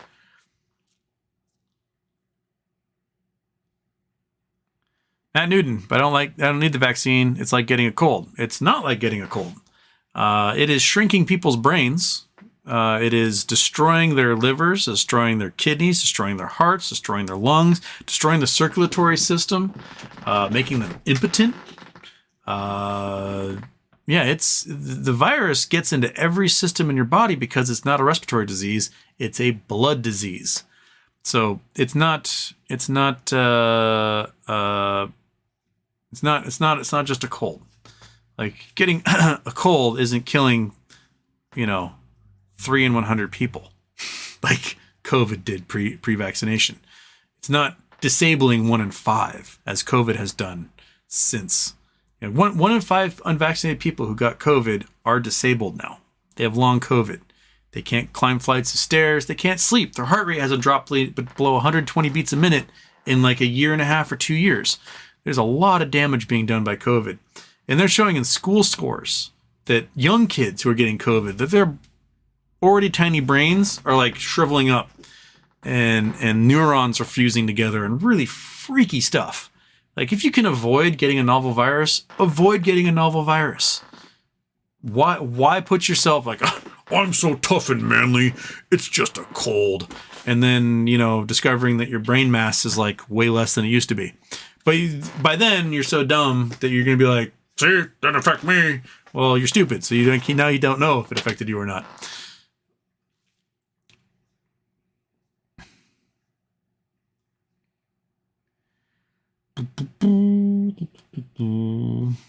All right, there's just a lot. I see why Iggy deleted all these ones, Matt.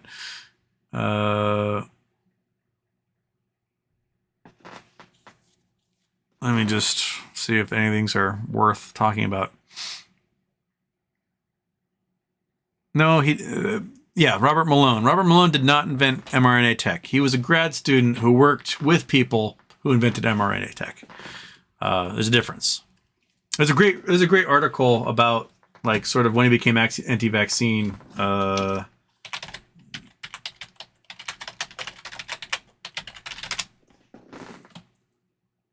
This one. I highly recommend it. Read it. You will see exactly where he went wrong. This is a really great article, and I post a link here, and it dives deep into Malone basically being upset that the Moderna vaccine didn't cure his long COVID. And that's the entire reason why all of a sudden he's like, vaccines, dude, you already got the virus. It's not like a movie where, you know, you get the antidote and all of a sudden you're cured of it. You got the damage already.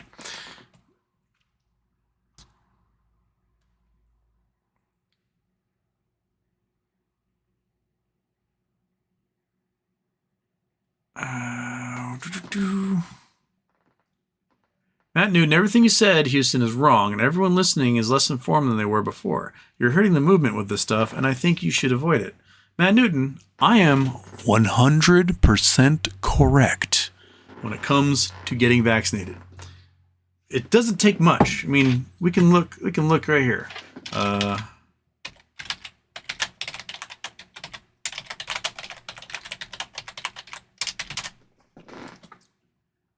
right, right here. Boom.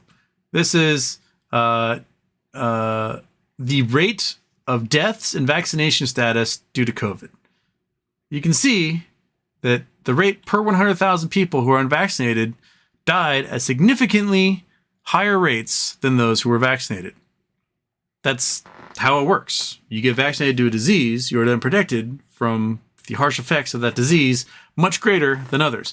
And the people who are vaccinated who are dying at this point, they probably already have compromised immune systems. So the vaccine may have not had the intended effect because their immune systems are cancer. They could have autoimmune disorders. They could have cancer and they could be transplant recipients. They could have all sorts of reasons why the efficacy wasn't as high, but overall protection, extremely high. Nowhere along the course of this virus's existence has being unvaccinated been safer than being vaccinated. Not a single point along that timeline. Everywhere along here, the vaccinated are doing better than the unvaccinated. Every point along the way. And even the big giant Omicron spikes that we had, where lots of transmission were happening, was mostly among the unvaccinated. So, it's just get fucking vaccinated. It's so easy and it's free. You just get boop in your arm and you're done. Then you go home, take a nap, and go about your life.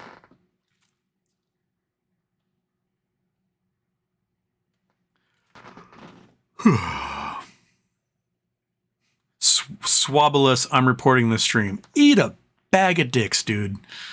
You and your fucking anti-vax bullshit, COVID denial garbage. Fuck you, dude. Seriously, you're getting people killed. You and all... I just provided data and how data works. I just showed you mathematically that people who are getting vaccinated were dying at a far lower rate than the general population ever had before. Right? I just showed you data that shows being unvaccinated leads to a higher chance of dying and being hospitalized and getting adverse effects in general than ever being vaccinated. The hospitals were never full of vaccinated people having adverse effects. Despite 270 million Americans being vaccinated, you never saw a report in the news like, whoa, guys, EMT services are maximized because everyone's having weird effects from their vaccines. No, they're saying an ambulance might take 3 hours to get to you because people are dying in their homes right now from COVID. COVID, like if you want to describe any adverse effect, any side effect of being vaccinated, every single time you're like, oh, look at these possible effects. It turns out COVID did that at like 10 to 100 times the rate. So it's COVID. COVID's the thing to worry about. COVID. I don't know. Like sometimes I wish there was the Matrix like brain implant thing and I could just shove a big needle into your heads and download a few semesters of biology into your brains and you go, oh, now I know. Because it's doing it this way is just so fucking frustrating because you just have just the dumbest people in the entire world who really don't know shit about anything telling somebody whose job is to read for a living and understand stuff that you know what we're talking about. You don't know. Oh, I'm sorry that you're what's the ding dong who likes to send me stuff all the time? Always from Gateway Pundit. Did you see this article on Gateway Pundit? So you're wrong. Like Gateway Pundit's a fake news site. They are fake. They have no journalists there. They publish whatever they want. They're like The Onion, just not funny. It's all fake. It's a fake news site. So you read Gateway Pundit and you read something Gateway Pundit and you go, oh my God, I didn't know that before. You didn't know that because it's never existed before. They made it up. It is a fictitious website. They make it like they're some sort of Beltway insider news site, but they're reporting fake shit to you all the time. And if you're absorbing fake shit into your brain constantly, when presented with actual information, you go, that doesn't sound right at all. Because freedomeagle.blogspot says otherwise. Okay, you're reading some dude's basement musings about actual information. And here I've got scientific data from 100,000 organizations around the world showing the exact opposite. And if we want to go see what the anti-vax people and ivermectin dorks do, okay.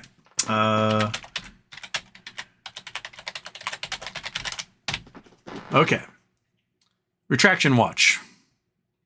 These are coronavirus papers that have been retracted. And the vast majority of these papers, these papers get submitted to academic journals and maybe get published or rejected. But if they get published, later a retraction comes out because the peer review comes in. People show, oh, wait, they made up a whole bunch of data. Oh, they did their experiment wrong. Oh, this was flawed and can't be repeated. And you go through, and there is a giant list of these anti-vax dorks, the ivermectin weirdos, and the COVID denialists who have been getting absolutely blown out of the water by scientific peer review. And scientific peer review takes upon doing research and finding data that may, be adverse to what was stated in the findings of the article. Maybe have to do with redoing the experimentation.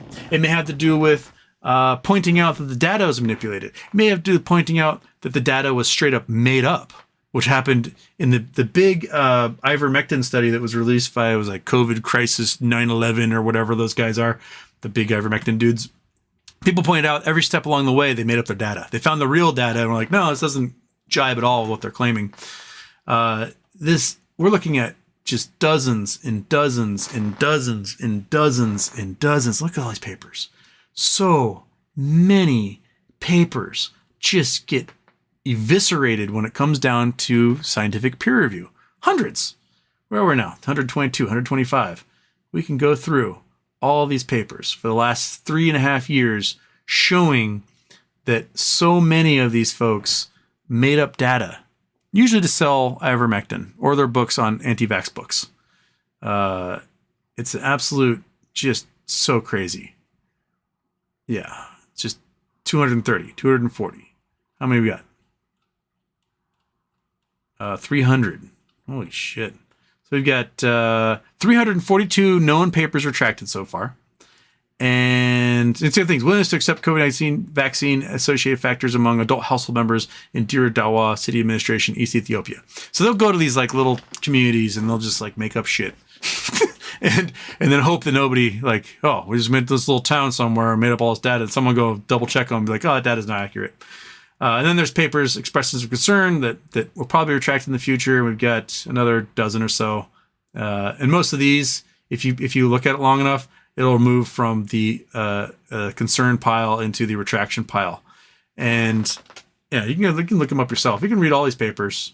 I've read a great deal of these papers too, because you anti-vax dweebs send them to me all the time. And then I'm like, this is going to fail peer review. And then ends up failing peer review. So yeah, it's just exhausting. It's exhausting. So exhausting.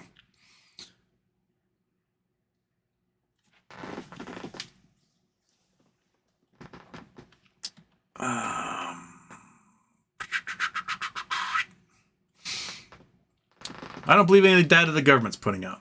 The thing is, a lot of it isn't necessarily just our government, right? Like the great thing about a novel virus event is that things happen in the US and things also happen everywhere else in the world. And so you can look at the data that comes from other parts of the world who are not controlled by the US, right?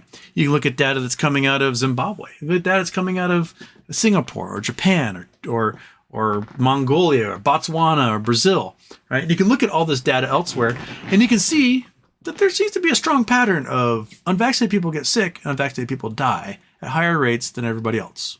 No matter what place in the world you're going to look, that's the same thing everywhere.